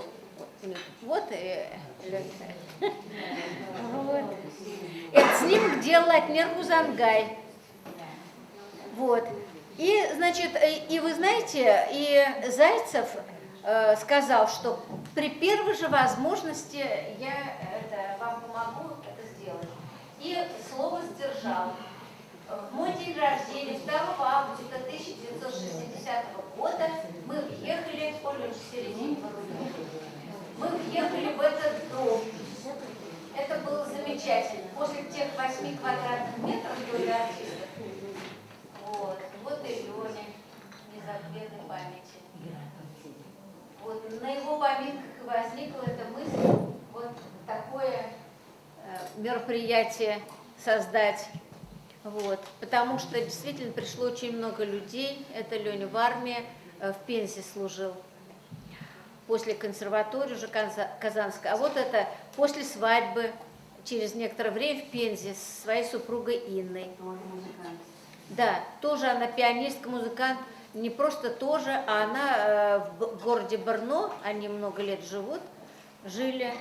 Вот, Инна там, ну, пани профессорка, очень уважаемый преподаватель, пианистка, замечательно играет. Можно добавить? Да. А до того, пока они здесь жили, мы с ней вместе работали в нашей школе. Да. В первой музыкальной школе она работала. Тоже очень ее любили, и Да. когда уехала, все так жалели. А теперь, когда она приезжает, у нас там сразу большой между собойчик пианистки собирается. Да. Вот. Ну, то есть, а вот этот снимок, мамин последний день рождения, 89 лет ей исполнилось. И вот с Леней они сфотографировались в папином кабинете. Они ей подарили тогда историю государства российского. И она, представьте, прочла эту книгу. Она очень любила читать. Она тоже музыкант по образованию. Первое образование у нее было медицинское, а потом, после войны, она поступила в Саратовскую государственную консерваторию, там набирали студию. И вот она на вокальное отделение поступила. Вначале она работала в ансамбле песни и пляски.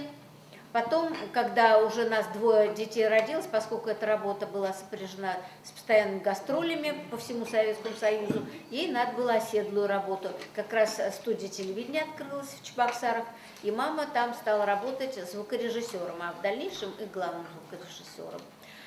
Ну вот вы знаете, конечно, формат нашей встречи такой, уже много рассказали, а кто-то еще не успел рассказать. Я боюсь перегрузить, предел вмещения все-таки человеческий. Да, и восприятие к порогу своему приближается. Я просто вот хотела сказать, что вот у нас музыканты, 3 поколения музыкантов. Ленины сыновья тоже музыканты, старший Алеша скрипач, вот сейчас они во Францию на гастроли едут на месяц, и младший пианист и композитор, они все закончили Пражскую академию музыки. Алеша скрипач, он учился в Швейцарии, в Академии Минухина международной.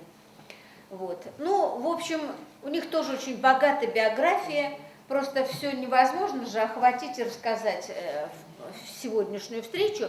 Я хотела бы сказать, что 10 февраля, пользуясь случаем, 10 февраля 2017 года, после Нового года, приедут сюда в связи с годовщиной ухода мамы и брата Алексея Анисимовича.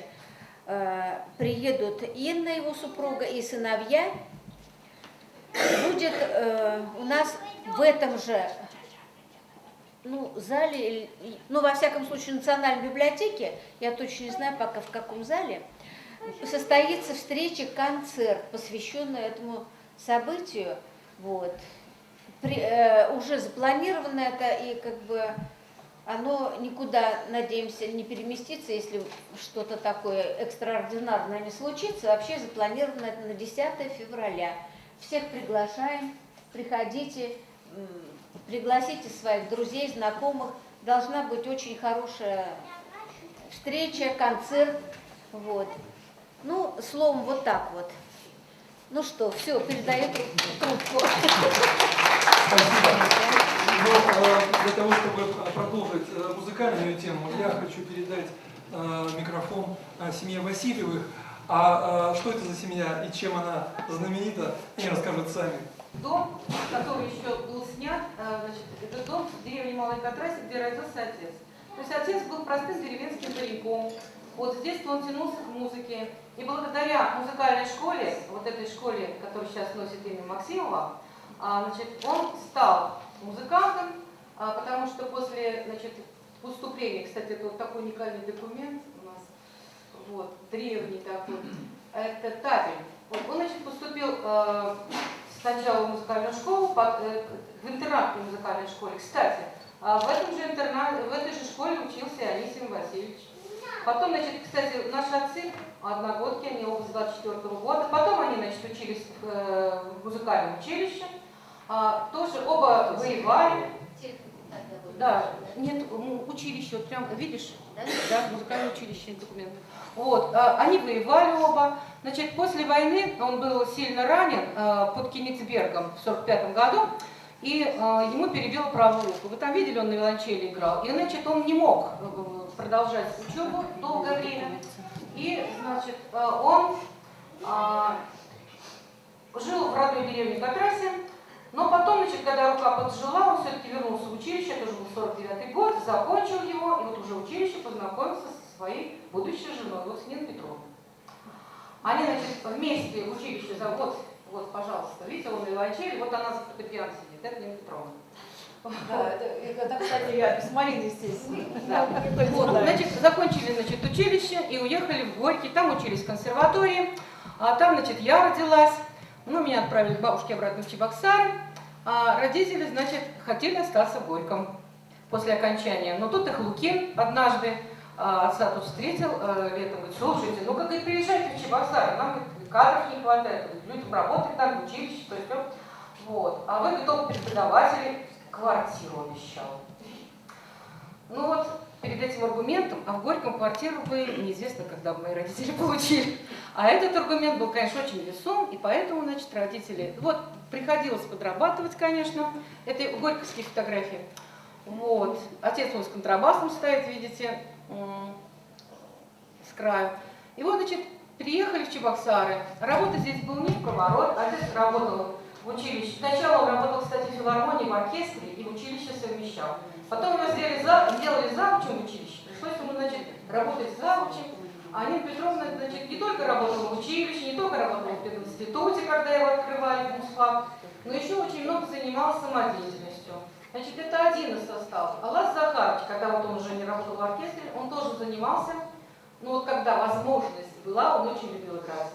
Их камерный оркестр, много в нашей школе выступал, в училище, на пленумах композиторов по Волжье, которые приезжали сюда, тоже участвовали они, А это наша школа, я там стою в среднем ряду, во втором. Вот видите, там искусство принадлежит народу, Таня, помнишь?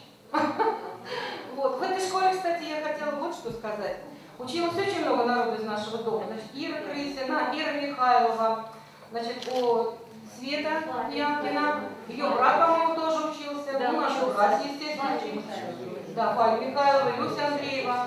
про которую тоже бы хотелось упомянуть. Замечательная была наша ровесница, вместе учились и в 22-й школе, и в 10-й школе, и в музыкалке. Потом она стала врачом и работала на скорой. Мы многие ей обязаны. Она была такая отзывчивая и хорошая, кстати, и очень хороший врач была. Вот. А это вот одна из первых фотографий. То есть, видите, мой братик еще маленький, соседи из 42-й квартиры нас снимают, из окошка нас снимают. А тогда, кстати, демонстрации по городу проходили не на площади, они от железнодорожного вокзала шли вот вниз.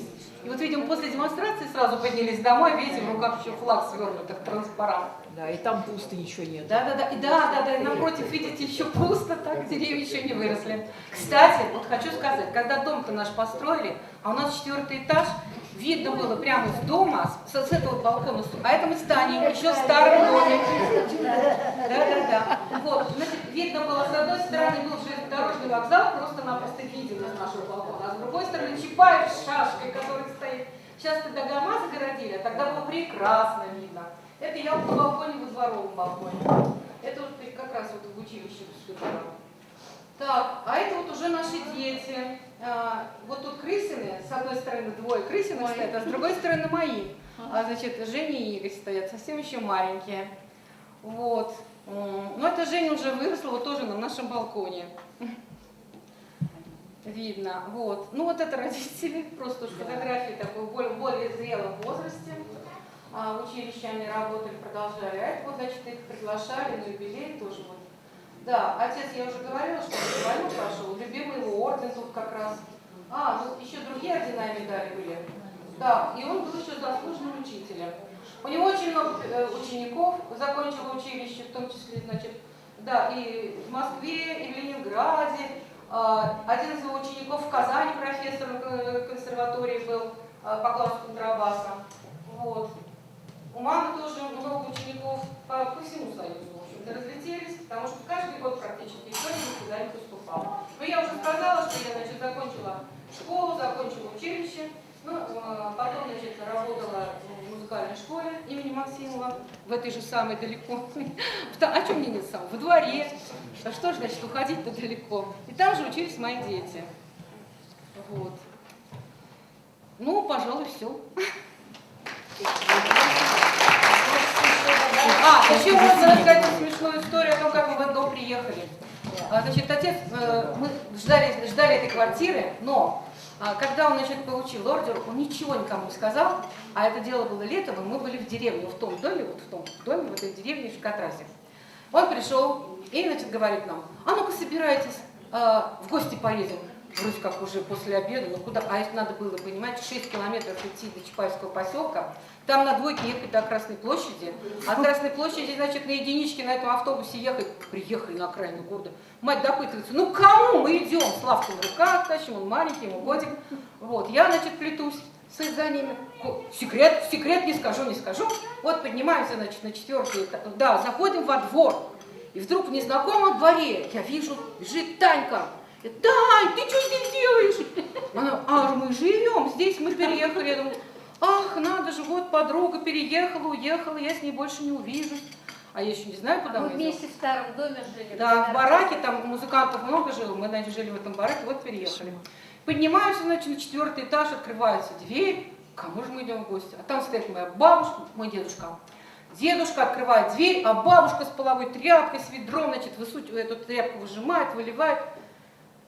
Представляете, изумление ребенка, который ехал в гости, его встречает бабушка с дедушкой. Почему-то в этом новом незнакомом доме. А оказывается, отец что сделал? Он быстренько организовал, значит, приехал накануне, он был в городе, получил ордер, все оформил. Они с бабушкой, с дедушкой, значит, на машину погрузили, а много ли вещей. Самый тяжелый был, конечно, пианино. Вот как они его на 4-й этаж тащили, это, конечно, не знаю. Вот. И вот, значит, мы приехали якобы в гости, оказывается, в свою собственную новую квартиру. Такая просторная, такая пустая. Это немного вещей, которые по этим 2 комнатам и по кухне, знаете, так разбросаны, сиротливо там стоят. Как это было забавно. И как меня впечатлил простой краник в ванной. Я над ним готова была стоять часами, из которого вода текла. Потому что мы жили в бараке, там, значит, туалет во дворе, колонка вообще через дорогу.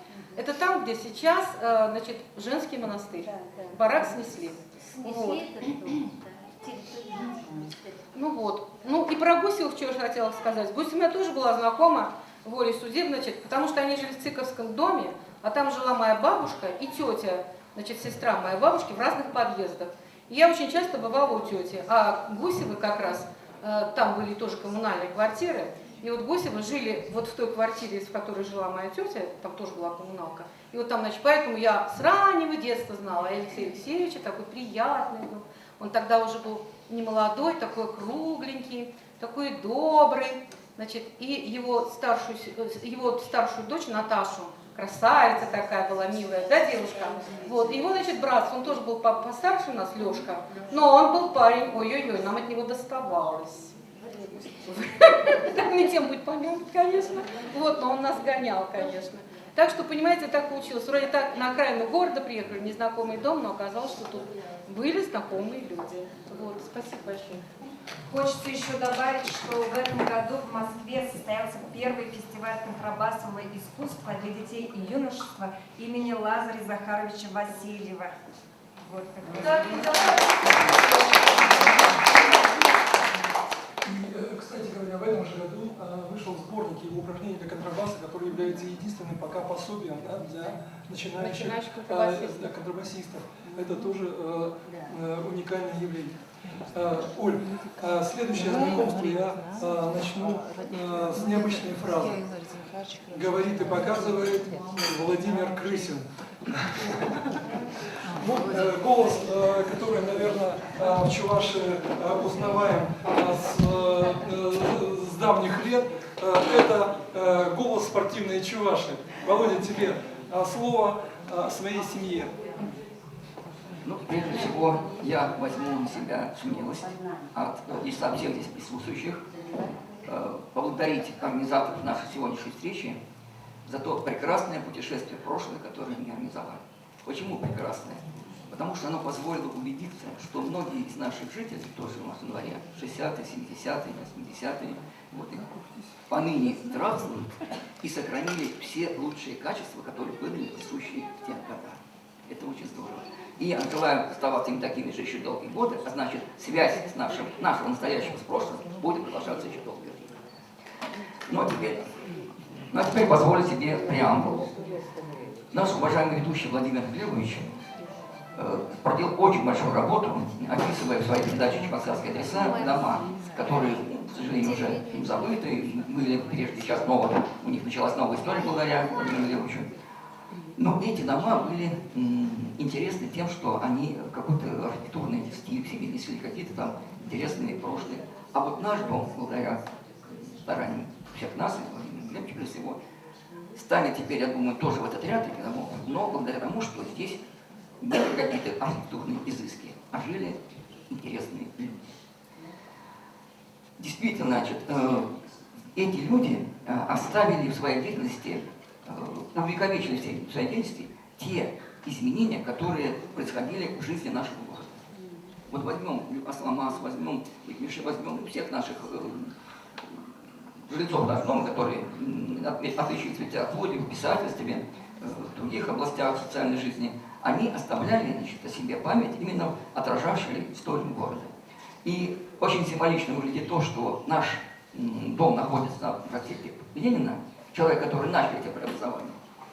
И как бы от этой главной реки потекли струйки, это улица Асламас, Уймиши, Хузангая. Это выглядит очень символично. Ну, а в чем состояла уникальность наших людей? Здесь жили и даже дружили, жили вместе и даже дружили суровые люди, которые, с одной стороны, были верны государственной дисциплине, партийному долгу, и в то же время творческие люди, которые отличались свободой мышления, свободой восприятия мира. Этот вот такой союз был характерен даже отдельным семьям и даже отдельным людям. И вот такой семьей я начну не с своей семьи, я начну не с своей квартиры, а с квартиры 37. И вот такой союз был характерен для семьи Макеева. Глава семьи Матвей Васильевич был участником, Матвей Васильевич Макеев был участником Первой мировой войны, гражданской войны, Отечественной войны, был государственным деятелем, был очень такой строгий человек. Мы его помнили, запомнили именно как такого человека, с которым даже боялись подойти, потому что он был очень такой. Да.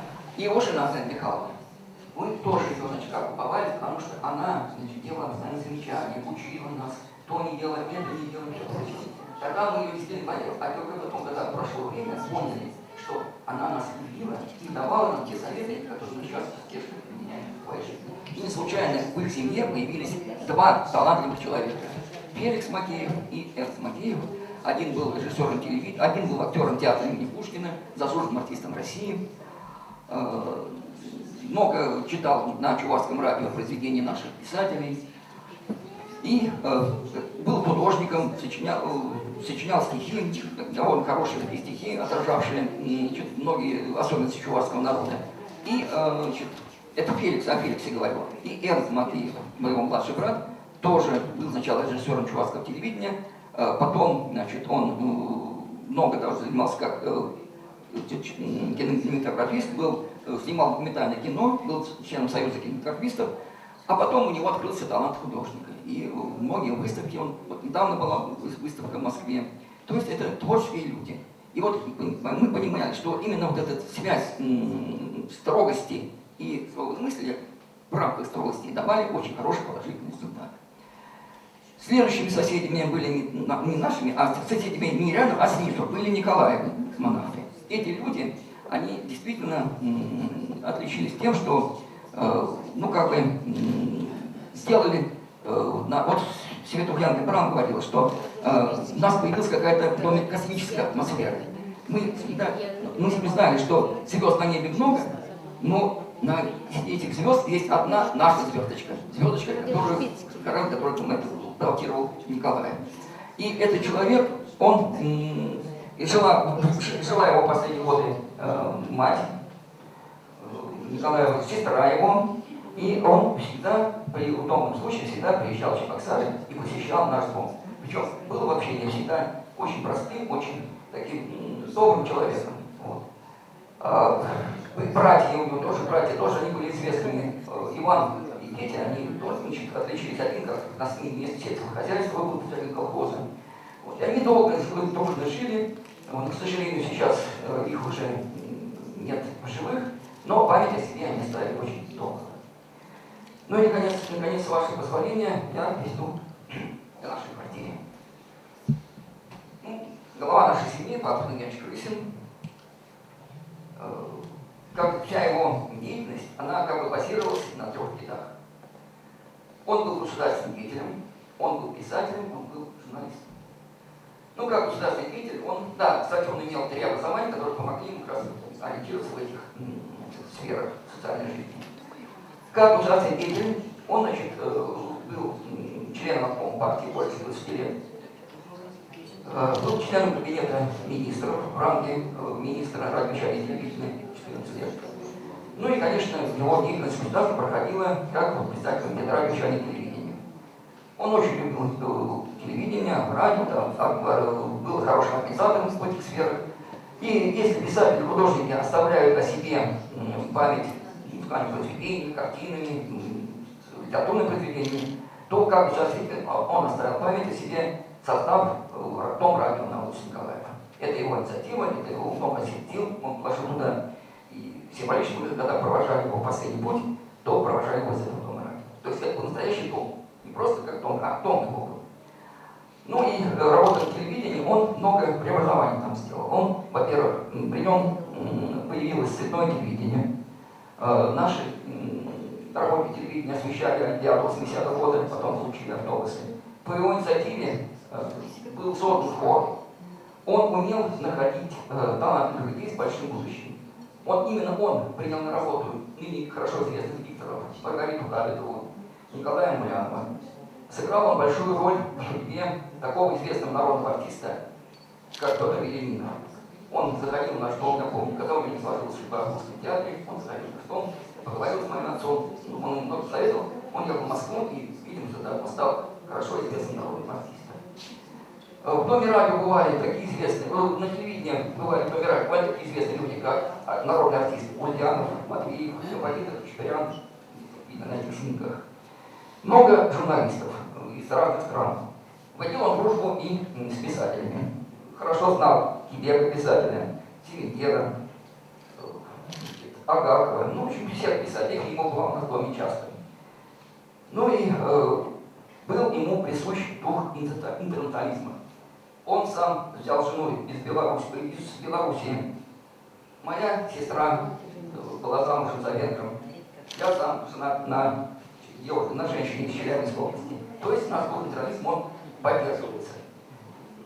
Ну и вот он это передал эти качества и нам.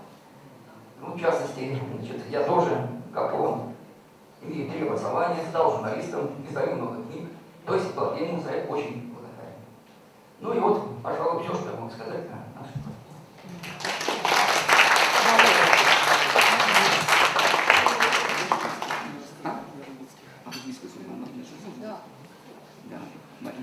Володь, можно по поводу Павла Владимировича? Секундочку. Ой, не надо мне. Ну, еще я добавлю, у меня что голос громкий. Вы знаете, много места в его судьбе заняла, конечно, война. Он был участником войны с 1942 года. Закончил войну с немцами, закончил за границей, в Чехии, в Венгрии, там был, в Румынии, а потом еще воевал в Японии. И все вот это он отразил, вот эта книга вышла, «Буквы складов слов». Там у него отражена, как он строил дорогой дом, как он воевал, все события перележит. Извините, спасибо. Возможно, да? Чуть-чуть о Павле Нагеновиче. Конечно. А вы знаете, вот мы с Павлом Нагеновичем, с Кристиной живем, как из квартиры в квартиру, да? Дверь в дверь. О, правильно, дверь в дверь. Я не знаю, вот у меня просто то, что осталось, вот я здесь с 77-го года живу, то есть 40 лет тоже уже, да, в этом доме. Он очень неравнодушный человек был, очень, да. Помните, эту площадку новую построили, вот эту вот 38-го дома, да, там ведь кошмар был, да, и потом там, ну по-другому немножко было. Так вот, представляете, он уже сидел все время на лавочке, уже старенький, ему тяжело. Так представляете, вот тут вот эти перестройки все его волновали очень, да. Что он пригласил журналистку, меня попросили сфотографировать, помнишь, Эль, да? Я все это сфотографировала, Таню, по-моему, журналистку звали, да, Володя? Да. Вот, она пришла, мы с ней все это самое, я ей послала на почту. Слушайте, чисто ведь стало, да, а вот совсем почти, ну, перед его кончиной, наверное, недолго, да, надо было, вот победа-то была, да, это самое юбилей, и надо было рассказывать кому-то в школе. Я внукам говорю, давайте я Павлу Нагеновичу расскажем. Вот вы знаете, он уже в кровати лежал, не вставал, да. Я пришла к нему, мы с ним беседовали. В полном здравии человек. Он мне рассказывал, как он воевал, про Японию, книжку свою дал. Честно говоря, первый раз узнал, что он был писателем. Причем это было так написано, вот знаете, как с рядового, как рядовой. Он рассказывал, как ему страшно было в первом бою, о Катюшах распущен. Честно говоря, настолько интересно, он так хорошо рассказывал. Вот, собственно, это вот последние воспоминания о нем у меня остались. Дело в том, что значит, Вячеслав Филиппович Вержбицкий, у него очень необычная, конечно, судьба, в том смысле, что родился он еще до революции, он закончил, значит, Пражский корпус, и, естественно, во время гражданского периода после революции его унесло за границу. Вот, он долгое время жил в разных странах, и, значит, как музыкант там, значит, практиковал, и рвался домой. Хотя он женился на австриячке, у него жена была иностранка. Я просто... Ну вот и Таня, много общались мы с Фаней Эдуардовной в последние ее годы, особенно после того, как она осталась вдовой. Вот, значит, и они приехали сюда после войны. Хотя, мне кажется, что да, в 1945 году. Вот, и не сразу, но они оказались в Чебоксарах. Там был, он в Тамбове работал лет Да, 7, да. вот. А потом приехал в Чебоксары. И в Чебоксарах, значит, он заведовал в Чебоксарском музыкальном училище вот, дирижерско-хоровым отделением. Он был, конечно, прекрасным музыкантом, но хочется сказать вот что. Я сама его немножко помню, я еще маленькая была. Даже, тем более, Тем не менее, вот я была маленькая, но это было видно, он был человек какого-то другого замеса. У него какая-то вот эта косточка была аристократическая. Какой он был серьезный, какой он был доброжелательный, какой он был сверхвоспитанный. Это сквозило буквально в каждом движении. Вот. Да, о нем до сих пор очень... Те, кто его знал, вспоминают в училище или в пединституте. Да, выпустили книжку о нем. А жена его, она не работала. Но она, значит... Некоторое время концертмейстером работала. Ну, да, мало. Но дело в том, что после его смерти, когда она была уже очень пожилой женщиной, и осталась одна, у нее была... То есть она не успела заработать себе пенсию, я к этому вела. И вот, значит, ей приходилось, у нее пенсия была самая маленькая, и она, значит, к ней ходили, люди занимались французским и немецким языком. Хотя она и по-английски, и по-французски, и по-немецки.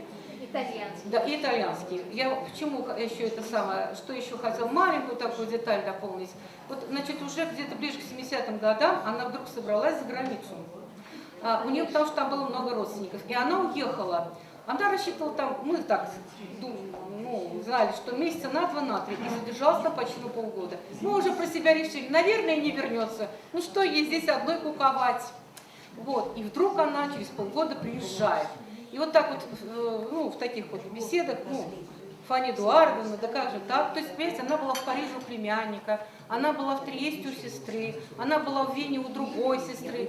И она рассказывает, Триест это как раз Италия. И она, значит, рассказывает, вы знаете, говорит, ну что, говорит, я там у племянника, ну как бедная приживалка, ну что, говорит, я там у сестры, она же, говорит, сама живет нелегко. Ну вот, говорит, и в Вене тоже, ну, говорит, погостила, и ладно, а я, говорит, здесь как дома. А сестра ее пела в Венской опере. А здесь, говорит, я как дома. И вы, говорит, ко мне заглядываете. Ну, действительно, вот так, знаете, идешь в магазин, так, дверь-то, значит...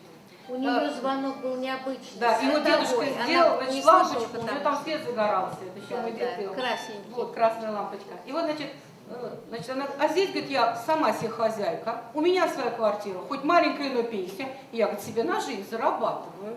Вот видите, вот эта иностранка, это 70-е годы, вот она, да, вот она как-то вот в нашем доме как в семье прижилась вот так вот. Ну, это к тому, что у нас дом действительно был очень душный. Она до глубокой старости ходила вот в эту библиотеку национальную, в отдел иностранной литературы, читать газеты. Спасибо за интересный рассказ. Оля, хочу задать вам один очень серьезный вопрос. Как вы думаете, когда в нашей стране началась либерализация? Ну, в 80-х, наверное. Вот, к сожалению, у нас абсолютное большинство молодых студентов и молодых людей считают, что где-то 80-е годы. Вот, вынужден поправить. В 50-е годы, как только мы стали запускать космические корабли, так стали осваивать и компьютерную технику. Правда, компьютерная техника, когда была немножко большая, да, и занимала, может быть, такое помещение, я помню в институте ЕС-1220 вот такой вот огромный шкаф с сумасшедшей памятью в 512 килобайт. И хочу предоставить слово представителям, это сегодня очень распространенной профессии, а когда-то, когда они переезжали в этот дом, это была очень и очень редкая профессия. Называлась она, не знаю, как правильно сказать, компьютерщик, электронщик, уж не знаю как. Ну, они, наверное, лучше знают, да, семья Тягунов из 4-го подъезда. Вы знаете, вот так сложилось в подъезде, вообще в нашем доме, вот были, вот сейчас все выступали, и Света, и Эля, и Таня, и Марина, они были одного возраста. Тут Марина как раз, мы с ней когда готовились к этому, она и говорит, а мы Тягунов совершенно не знали, и вообще их семью почти очень мало знали. Почему? Ой, говорит, мы были вот такие, говорит, они уже дяди. А они как раз переехали в этот дом, когда заканчивали школу. И вот дали это самое им сначала ордер не в том квартире 38-й, когда мы живут, а в 2 комнаты в Элиной квартире, где вот они жили, Михаил. То есть 2 комнаты они имели. И дали Семену Максимовичу, потому что он работал электриком, у нас технарей полностью, электриком в Совмине. А Мария Михайловна, мама Вити, да, она вообще-то с Урала, закончила Новосибирский техникум связи, приехала в Чебоксары по направлению на междугородную станцию, она связистка, а папа его в 1939 году, ну, сейчас брал Польшу, нельзя говорить, сейчас говорит поход, участвовал в походе на Польшу, да, и там заболел туберкулезом, он военный был, тоже связист.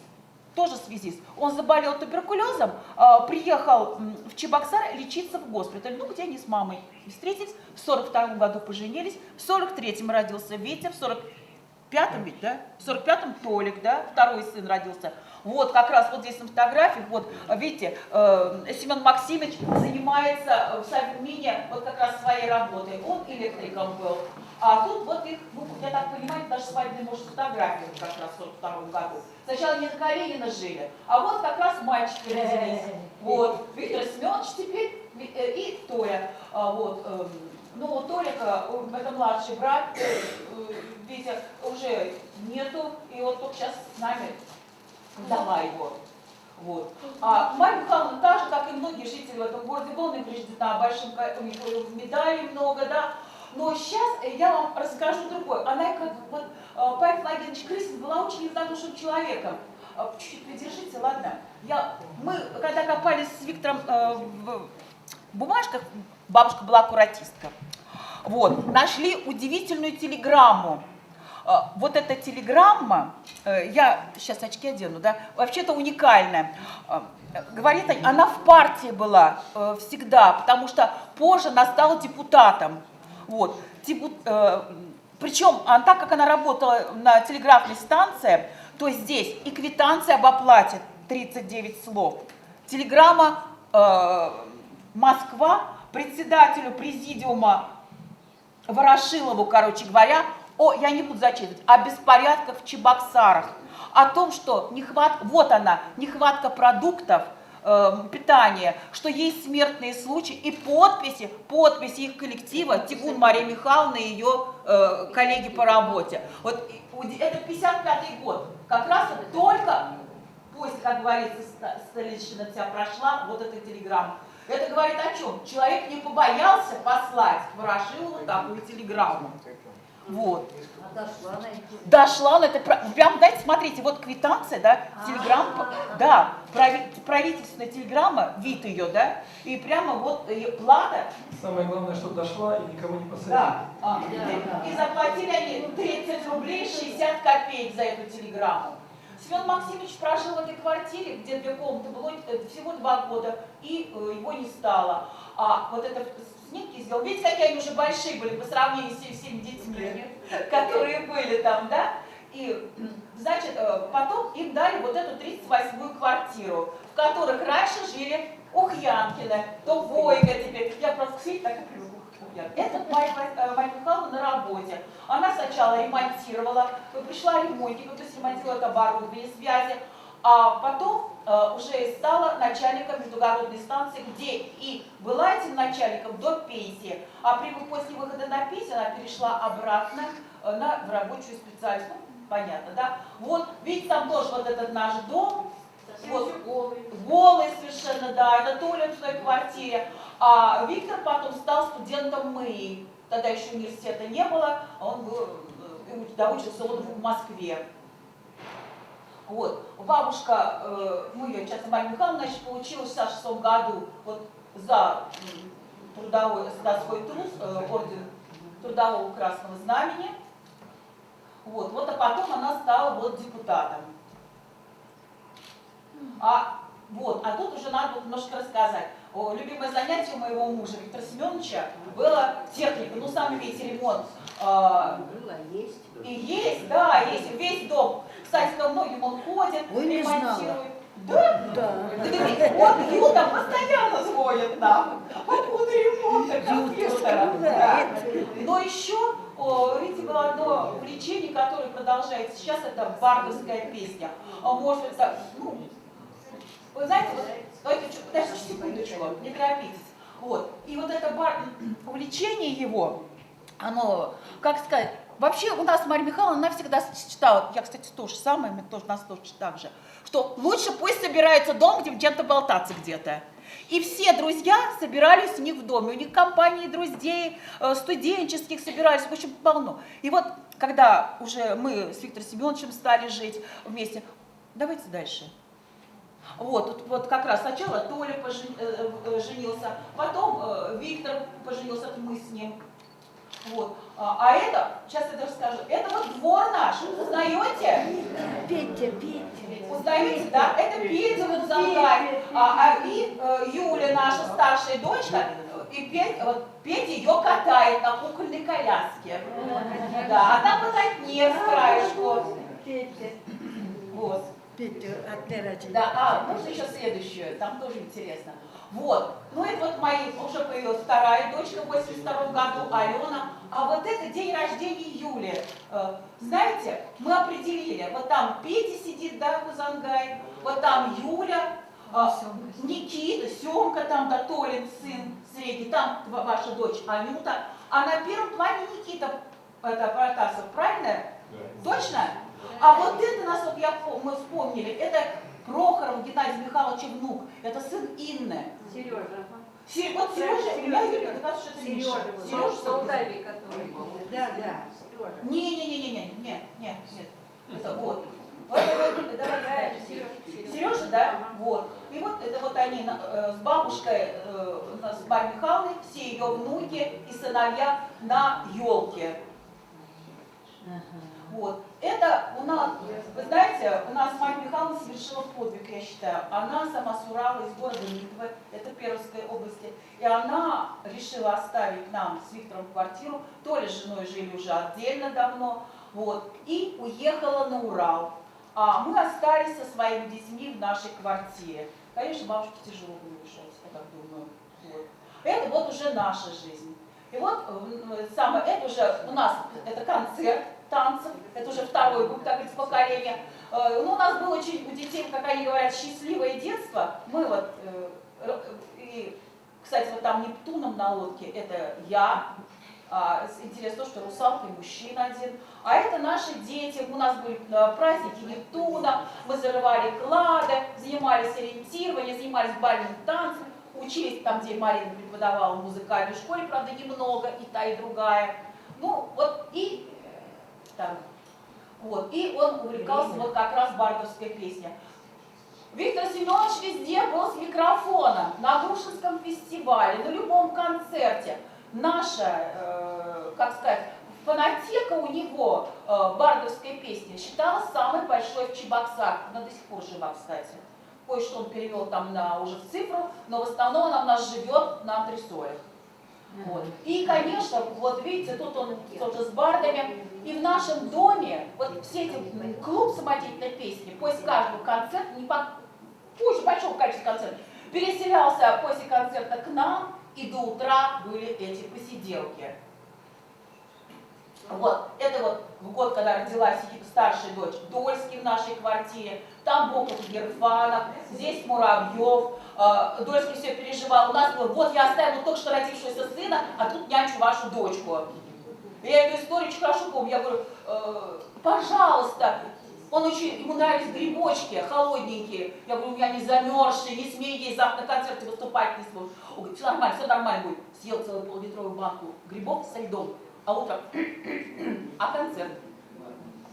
Ну и ничего, потом его подлечили, он пошел на этот концерт. Вот в нашем доме очень таких много было сделано. А еще Виктор занимался спортивным, как это называется, сплавом по горным рекам. Это вот они на Заравшане. А вот слева фотографии, это мы на Катуне, река. У нас свадебное путешествие было, сплав по реке Катунь на Алтае. Да, это вот Виктор Семенович, а меня тут нету. Вот. Наше же занятие продолжила наша дочь, старшая Юлия. Вот. Она тоже сейчас занимается экстремальным вот таким водным туризмом. Ну, а это вот, я ее называю бедлам, мой разгром. У нас 4 сейчас внучат, и вот дома бывает такой разгром после посещения, как будто орда прошла. Вот. Ну вот у нас есть такой ритуал, как бы домашний. У нас на Пасху мы все собираемся с семьей, все абсолютно, и делаем вот такие вот украшения. Вот. А это не просто наш двор фотографии. И вот так вот это вот. Помните, каток, Эля что ли рассказывала про каток? Вон он был, видите? Хоккейная коробка. Хоккейная коробка. Только уже загородки нет. Да. А вот этот двор, вот так и я не понимаю. Говорят, что это позже сделана фотография, а у меня на нем 1680 год написано. Машина, по крайней мере, книжного магазина стоит. Да. Вот, это все, что я могу сказать. Ну, вот это наш двор. А, да, и еще самое интересное, что я приехала в этот дом в 1977 году. И у меня в 1977 году родилась дочка. Первая, с кем я познакомилась и стала очень близкими подругами, это семья Хузангаев. Галя моя самая близкая подруга. Мы дружили с семьями. Вы просто не представляете, что это было. Это факт. Когда приехала моя мама сюда, она говорит: Господи, да вы с ней как сестры. Мальвина, оставь мне что-нибудь рассказать. Все, она очень любит об этом рассказывать. Я оставляю ей. Сижу и думаю, да. все, можно все рассказать. Да. Спасибо. Нас ждет последняя сегодня встреча. Уже? Как Винни-Пух, да? Разве что-нибудь еще осталось. Да, у нас еще кое-что осталось. Это последняя встреча в последней квартире в 43-й. Семья Хузангаев. Я думаю, что эта семья в представлениях не нуждается. Я думаю, что имя Хузангаев – это один из символов Чувашии. Тем более, что Мальвина начала Я понимала, разговаривать. это сестра от меня. Это же, да, Вера, это Соловей. Да. Это не Вера, а дочь. Она сейчас Пожалуйста. Насильственно расскажет. Дочь? Я не знаю, что говорить, но про родителей... Все знают, кто не так много еще известно. Ну вот это Иван Данилович Кузнецов, мама, От нее микрофон. папа, естественно, ну где-то примерно... Или громко говорили. Какие-то 60-е годы какие-то, говорят, фотографии где-то 60-х годов. Ну та фотография была до этого, там, моя сестра Соловей, и папа, ну тоже где-то, наверное, Неверно. точно. Это 60-е годы. Вот. Ну это вот наша компания, скажем так. Сережа, слева направо, Сережа Лукьянкин, Леня Атланасович. Слава Васильевич. Слава Сережа. Слава. Вот мы, так сказать, наша велосипедная компания, скажем так. Не знаю, кто снимал этот кадр замечательный, ну, такой не есть. Дворы Красивого. Дворы все до 10-го дома. Ну, Гагарина. Дворы голые. Вот это тоже. Значит, вот этот Саша Григорьевич стоит в берете. За ним я. Вот справа, кто не знаю, вот, честно говоря. Кто это? Справа, кто это? Справа, Фуражка, кто это? Да? Вот слева тоже не знаю, кто это. Да? Вот, все вспомнили. Это военный летчик даже в первом подъезде. Я просто, ну, это были такие, по отношению ко мне более мелкие люди, поэтому я особенно не помню всех. Вот. Саша Григорьевна, к сожалению, уже нет. Ну, второй подъезд, была замечательная семья, семья врачей, Григорьев, Лена Филипповна, Василий, вот отчество Япона отца, рентгенолог был, и потом Саша сам тоже был врач, главный врач городской больницы. Ну, да, его, к сожалению, нет уже, и мамы нет, и жены нет. Лена уже нет. Лена нет, да. Жена умерла совсем, Лена. Была замечательная семья, я там часто в этой квартире у них была, вот там эта квартира у них была на 4-м этаже. Вот. В нашем подъезде, я не буду говорить про родителей, я просто скажу. Ну так все знают. Да, в нашем подъезде я впервые встретил Андрея Григорьевича Николаева. Впервые. Ночью, ну не ночью, так вечером спускаюсь, где-то часов 10.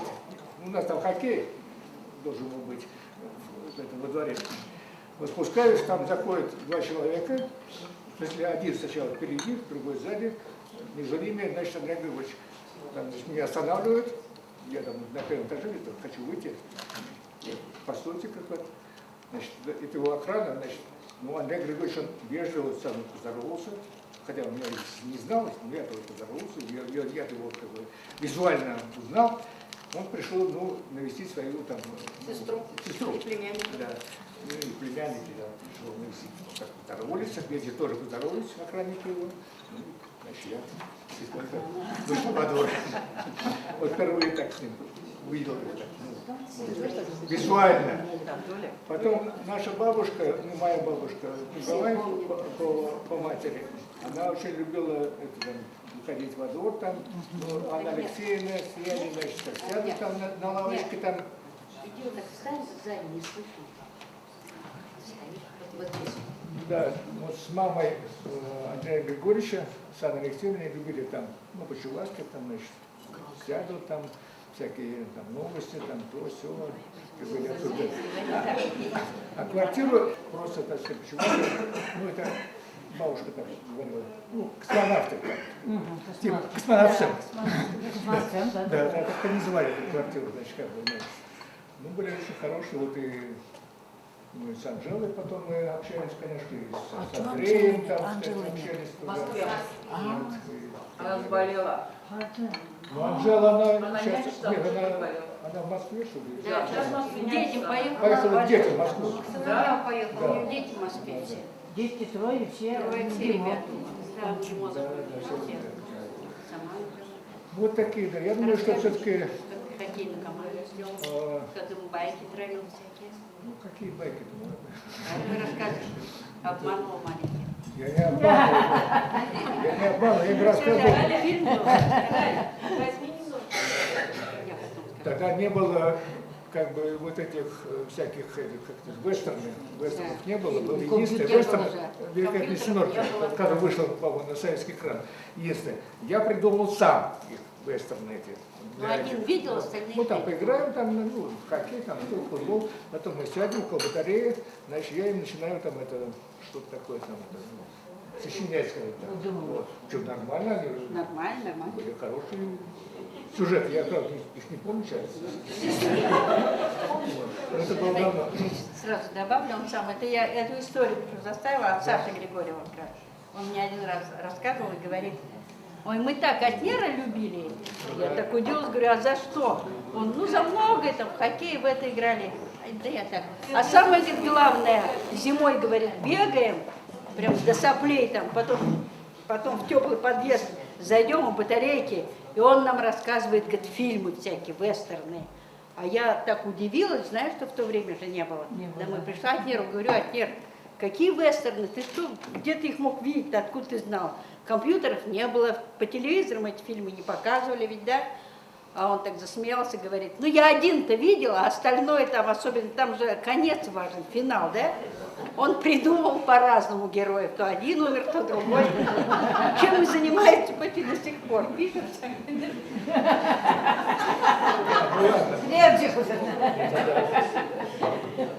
Ну, мне просто очень приятно, что вот мы все собрались сегодня здесь, как так, и вспоминаем.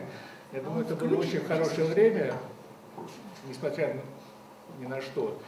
Там советское, не советское, это не важно. Вот, были какие-то теплые отношения. И говорю, у нас все-таки был двор такой, ну, разного возраста были люди. Тем не менее, это не имело значения никакого. В смысле, вот эти возрастные категории, там, старше, младше, там, ну, как-то все это было в одном каком-то, не знаю, коллектив назвать, или как, общество назвать. Все было хорошо.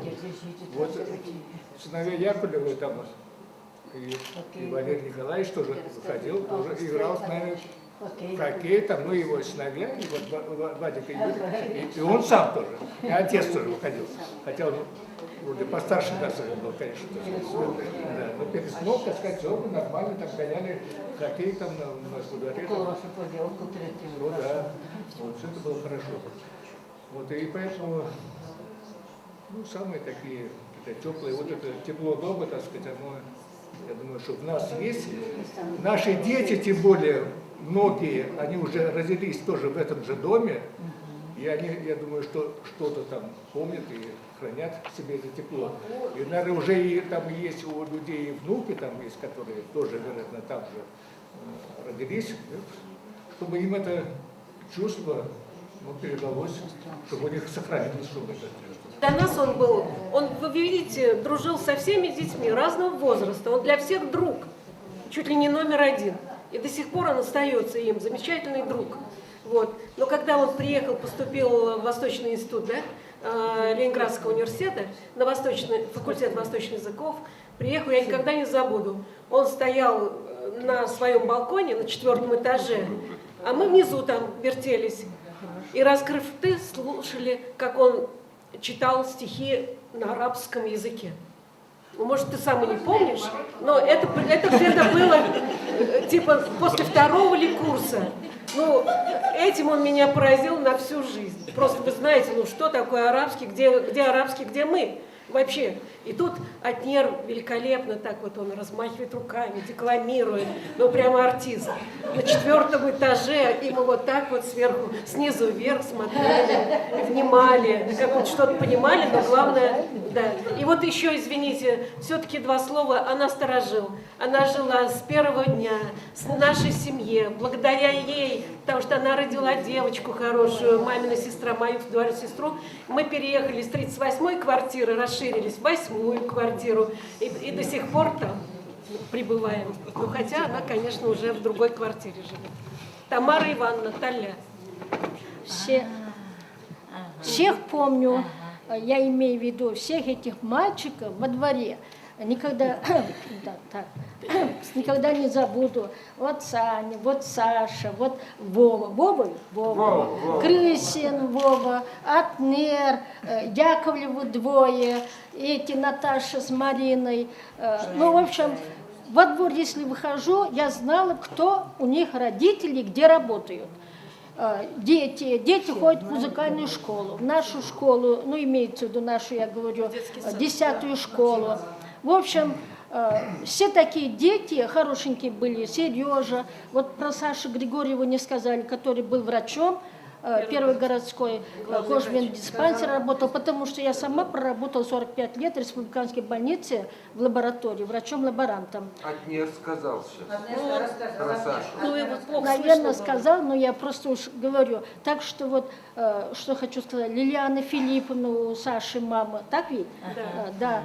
Но всех вот этих мальчиков, вот сегодня Саша что узнала, Вову, эту Саню, да, Саню, Шурик он был, а Саша Григорьев, да, он все время с собакой бегал, у него баллонка была такая собака, как во двор приходит, и с этой баллонкой. Дети все время катались, почти, наверное, у мальчиков велосипеды были.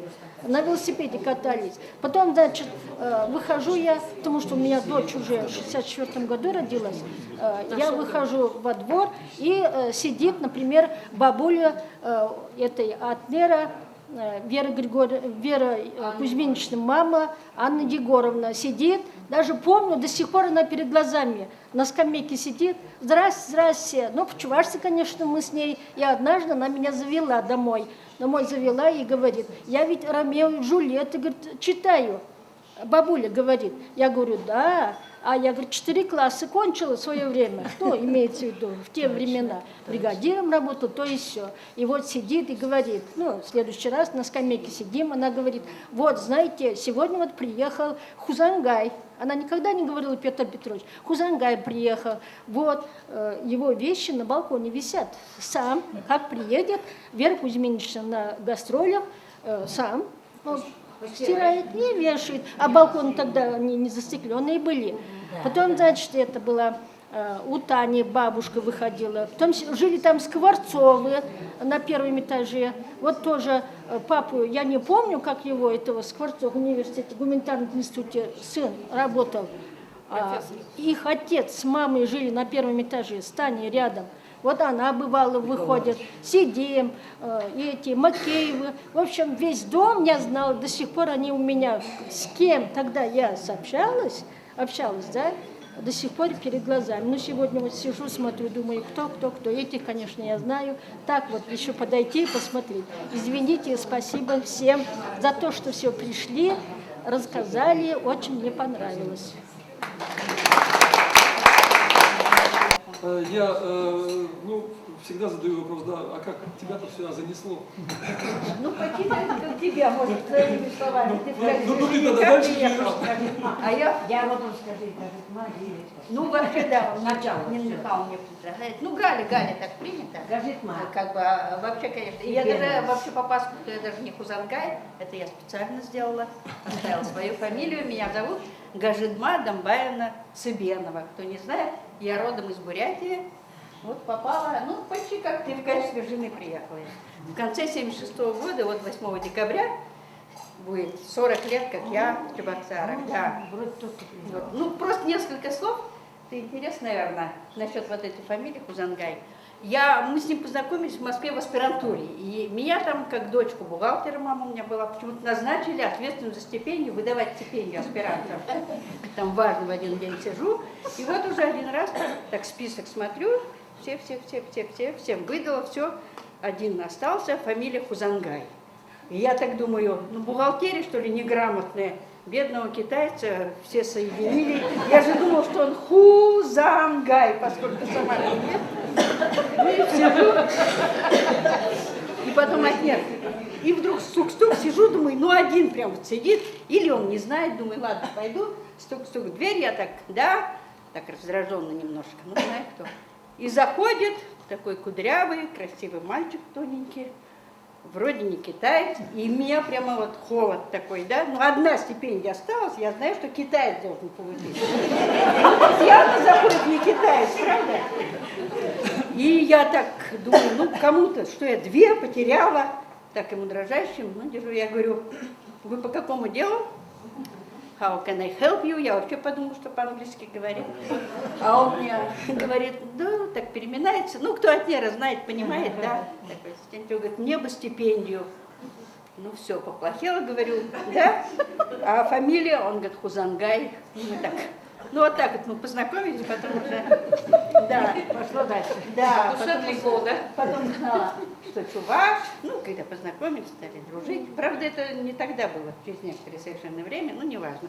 И вот 8 декабря 1976 года прибыли мы в этот дом уже, конечно, все. Вот меня первая, это, правда, зима была, тогда не очень, но тогда я тоже заметила. Вот зима, я приехала уже беременная, и 9 мая 1977 года родила вот нашего Петра Нервича. Ну, поскольку зима была в декабре, как-то, можете мое состояние представить? Я приехала вообще из Улан-Удэ, где Улан-Удэ, где Чебоксары, да, в город, где никакой родни нет, никого знакомых. Я знала только кого? Ну, одна племянница мамина приезжала в Москву, пока мы там жили, все, тетю Иру, вот ее, этого. И все. Ну, народ наш, кто знает, от Нера это не очень такие они. Общительные, во всяком случае, в то время такие были, потом, проживя 40 лет, со мной немножко изменились, и тот, и другой. Дайте рукам, правда? Да? Верните, ну вот. И ни с кем не познакомили в подъезде вообще. Ну, так вот как-то зима, а Нер еще уехал, прожил всего 3 недели и уехал там делать свои дела по диссертации. Ну вот я осталась, гуляла, там ходила. А ко мне, значит, Алик Белков. Ну вот кто знает его, Алика Белкова, да, знаете, как бы он остался на телевидении, работал тогда. А он тоже ведь женился на венгерке, и у нас разница в 2 дня. Она родила 7-го, я 9-го. Бывает, что интересно. Ну вот, он приходил, мне помогал, я после родов. Когда осталась одна. И вот у меня первое такое знакомство, наверное, с чувашской культурой или бытом оказалась Зина, это из космонавтов, да? Алик приходил, мне помогал гладить. И ушел. Ну, из телевидения придет поздно, и как заканчивалось, тогда, да, еще гладит. И вот однажды он вышел, ну, я ему пока-пока, и смотрю, дверь стукнула там внизу. И я так думаю, кто это? И она говорит, Галя, ты? Я говорю, я. Она говорит, спустись, я спустилась. Она мне говорит, ты вот другой культуры, ты наших не знаешь, чувашских обычаев, я тебя предупрежу. У тебя же от Нера нет дома? Я думаю, что такое? Нет, говорю. А она мне говорит, вот знай, это нехорошо. Ты все равно, хоть не чувашка, но чувашская жена, нельзя в отсутствие мужа, чтобы поздно из твоей двери выходил мужчина. Я не знаю. знаю, я тогда и у мамы до сих пор не знаю, Нина Михайловна, это правда или нет? Не знаю. А? Тоже не знаю. Ну, я во всяком случае так, наверное, испугался или чего-то. До сих пор соблюдаю это. Ну, потом наступило лето. А я когда родила, и врач была во втором роддоме, то, ой, Господи, это жизнь мою спас. И я его так спросила, как-то говорю, а как вот сделать, чтобы не болел ребенок-то? Он говорит, а зачем болеть-то?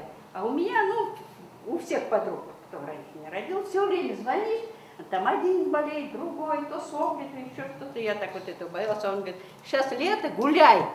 Долго-долго. Я прям по 6 часов на этой скамейке нашей проводила, кормила его даже. И поэтому я вот, как лето настало, я раньше, наверное, чем с этими познакомилась с нашими, вот со старшим поколением. Вот хочу подойти, обнять мою любимую тетю. Ага. Потому что...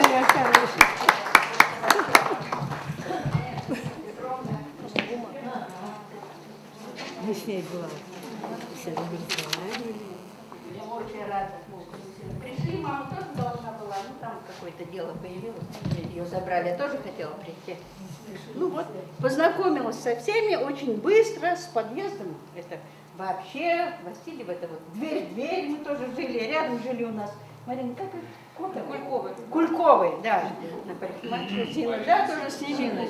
Внизу Крысины, с Полиной Ниловной мы тоже, прямо хорошие память, дай бог, тоже дружили, тоже моя подружка. А почему? Потому что некоторые уже были на пенсии, с работы приходили молодежь-то, что кто учится, кто куда-то, что-нибудь на скамейке сидит. А я своим Пейкой сижу и в первую очередь узнала вообще всех. Прямо. И потом, наверное, какой-то такой был интерес. Ну, видят, что не чувашка, да? Все расспрашивали меня про Бурятию, я все рассказывала вообще. Вот Володя вспоминал про Зинаиду Михайловну, она меня тоже лет наступила, она остановила меня на лестнице, спросила, вы кто? Я представилась, все. Она там и распорядок подъезда, и какая чистота, и вообще, какие бывает, тоже всему сразу обучила, как старшина прямо. Да, мы ее звали баба Зина. Да, такая прямо. Вот со всеми, с Анжелой, эти, ну и вот Мальвина я тогда перебила, она хотела меня забрать, это очень интересный рассказ. Я когда зимой еще не родила, стояла у окна, у нас окна два, туда и сюда. Стояла, так смотрю, ну грустно мне, Нера нет, мамы нет, где-то одна сижу. И смотрю, идут 3 человека, 2 мужчин и женщина, тоже заботится между ними. Я так посмотрела тоже, тоже думаю, как хорошо, что-то несут. Вы стиральную, по-моему, машину, потом я узнала, купили тогда. Думаю, вот как хорошо, а? Прямо одна идет и 2 мужчин, а это был Витя и Толик. И так позавидовала, ну, они так мимо прошли. Потом, когда и все, и больше мы не виделись ни разу. Что вы думаете, мы жили, вот я говорю, в одном подъезде почти полгода ниже этажом. Галя, ты еще скажи, Марья Михайловна с Верой Кузьмичной даже не здоровались, не знакомы были. Ну вот и 9 мая, когда я родила, потом через месяц или через 2 во дворе гуляю, ну Петька уже такой нормальный, на человека похожий. И вдруг из моего подъезда выходит та женщина, которую видела с коляской и с сестрой. И оказалось, что тоже вот через 2 месяца Юльку родила. И я помню, Эля, ее сестра, так подошла, говорит, Мальвина, ну вот уже же на человека похож. А наша, когда такая еще будет? Представляете, 2 месяца разницы. Ну, не буду долго, всякие рассказала истории, немножко подняла. Хочу сказать, что мне очень-очень нравился вот лето, когда настало, двор. Какой у нас вот двор такого был двора нет.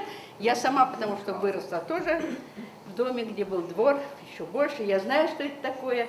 Там совершенно другое общение. Вот Атнер начал говорить, что нет возрастной разницы. Там другие законы, там вот люди учатся уважению, настоящей дружбе, чести даже, если можно сказать, да, кто с кем.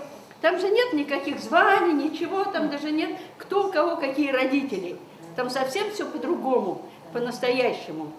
И вот кто во дворе вырос, их можно, вот когда общаешься, их видно даже, кто где рос и как. Вот у нас двор такой по всем. Здесь у нас так переплелась судьба, что, допустим, Бойко жили, Потом со Светой мы оба преподаватели английского. Потом наши мужья стали работать в одном институте.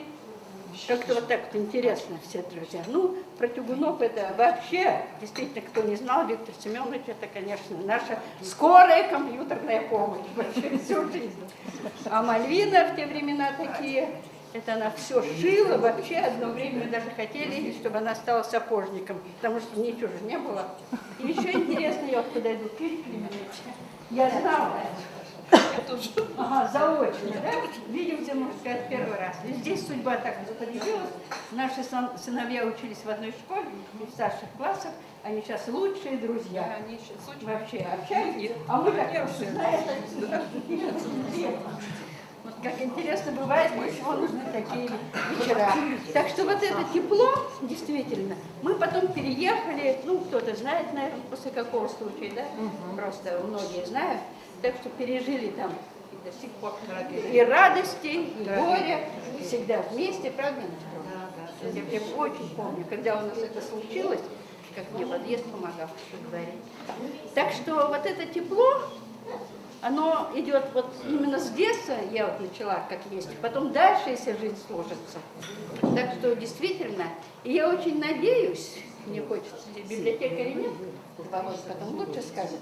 Ну, если этот проект, вот инициаторы были Володя Сатнер, хорошо, если будет такая даже серия, ведь другие дома, ну, наш может быть, хочется думать, самый замечательный, но другие дома тоже там и хорошие люди жили, а вообще всех очень рады видеть. Много нового интересного мы прямо узнали. Ну, кто видел Нину Петровну, прям давно не видела, как мы переехали всех, да? Хорошо помню, Шурик очень любила, просто не могу обнять, так я и посылаю тетю Настю. Вот у меня 3 были тетя Лида, тетя Настя, просто обожаю. Вместо нее давай обниму я тебя, тоже я тебя давно не видела. Тем познакомилась, близкие. Спасибо всем, спасибо, что выслушали меня. Видите, как плохо жить на самом последней квартире этаже. Иногда, может, и слова недостаточно.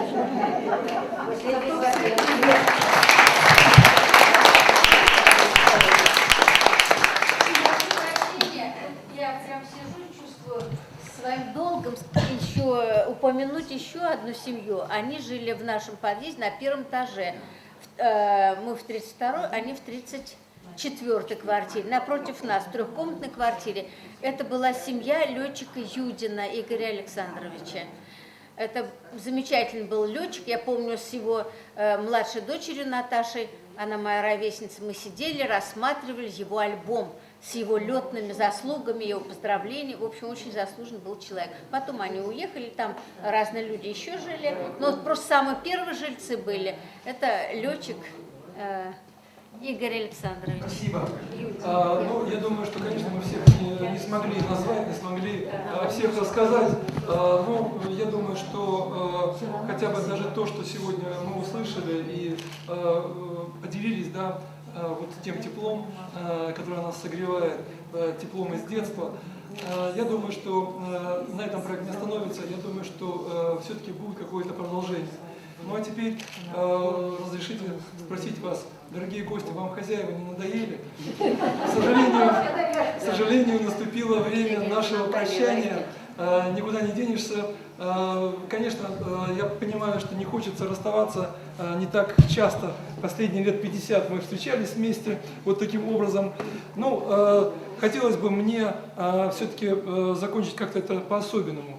Оль, давайте мы пригласим наших гостей, да, они же в гостях библиотеки фактически, да, на сцену, в квартиру, нашу общую квартиру, да, и Светлана Ухьянкина Бойко сочинила тут небольшой гимн. Может быть, как раз все-таки лучше прийти на сцену, и нас здесь еще и сфотографируют на память какой-то общий снимок. Позволили заглянуть в вашу замочную скважину. Поэтому огромное вам спасибо. Нам очень понравилась ваша идея.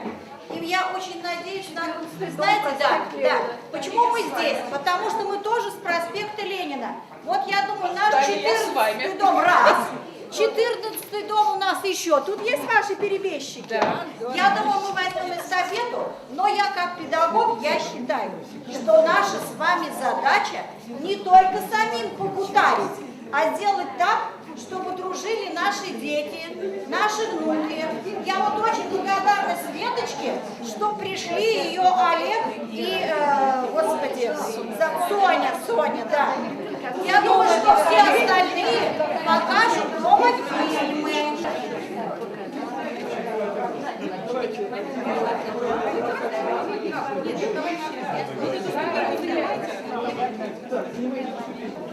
Всего лишь один куплет и 2 раза пойдет.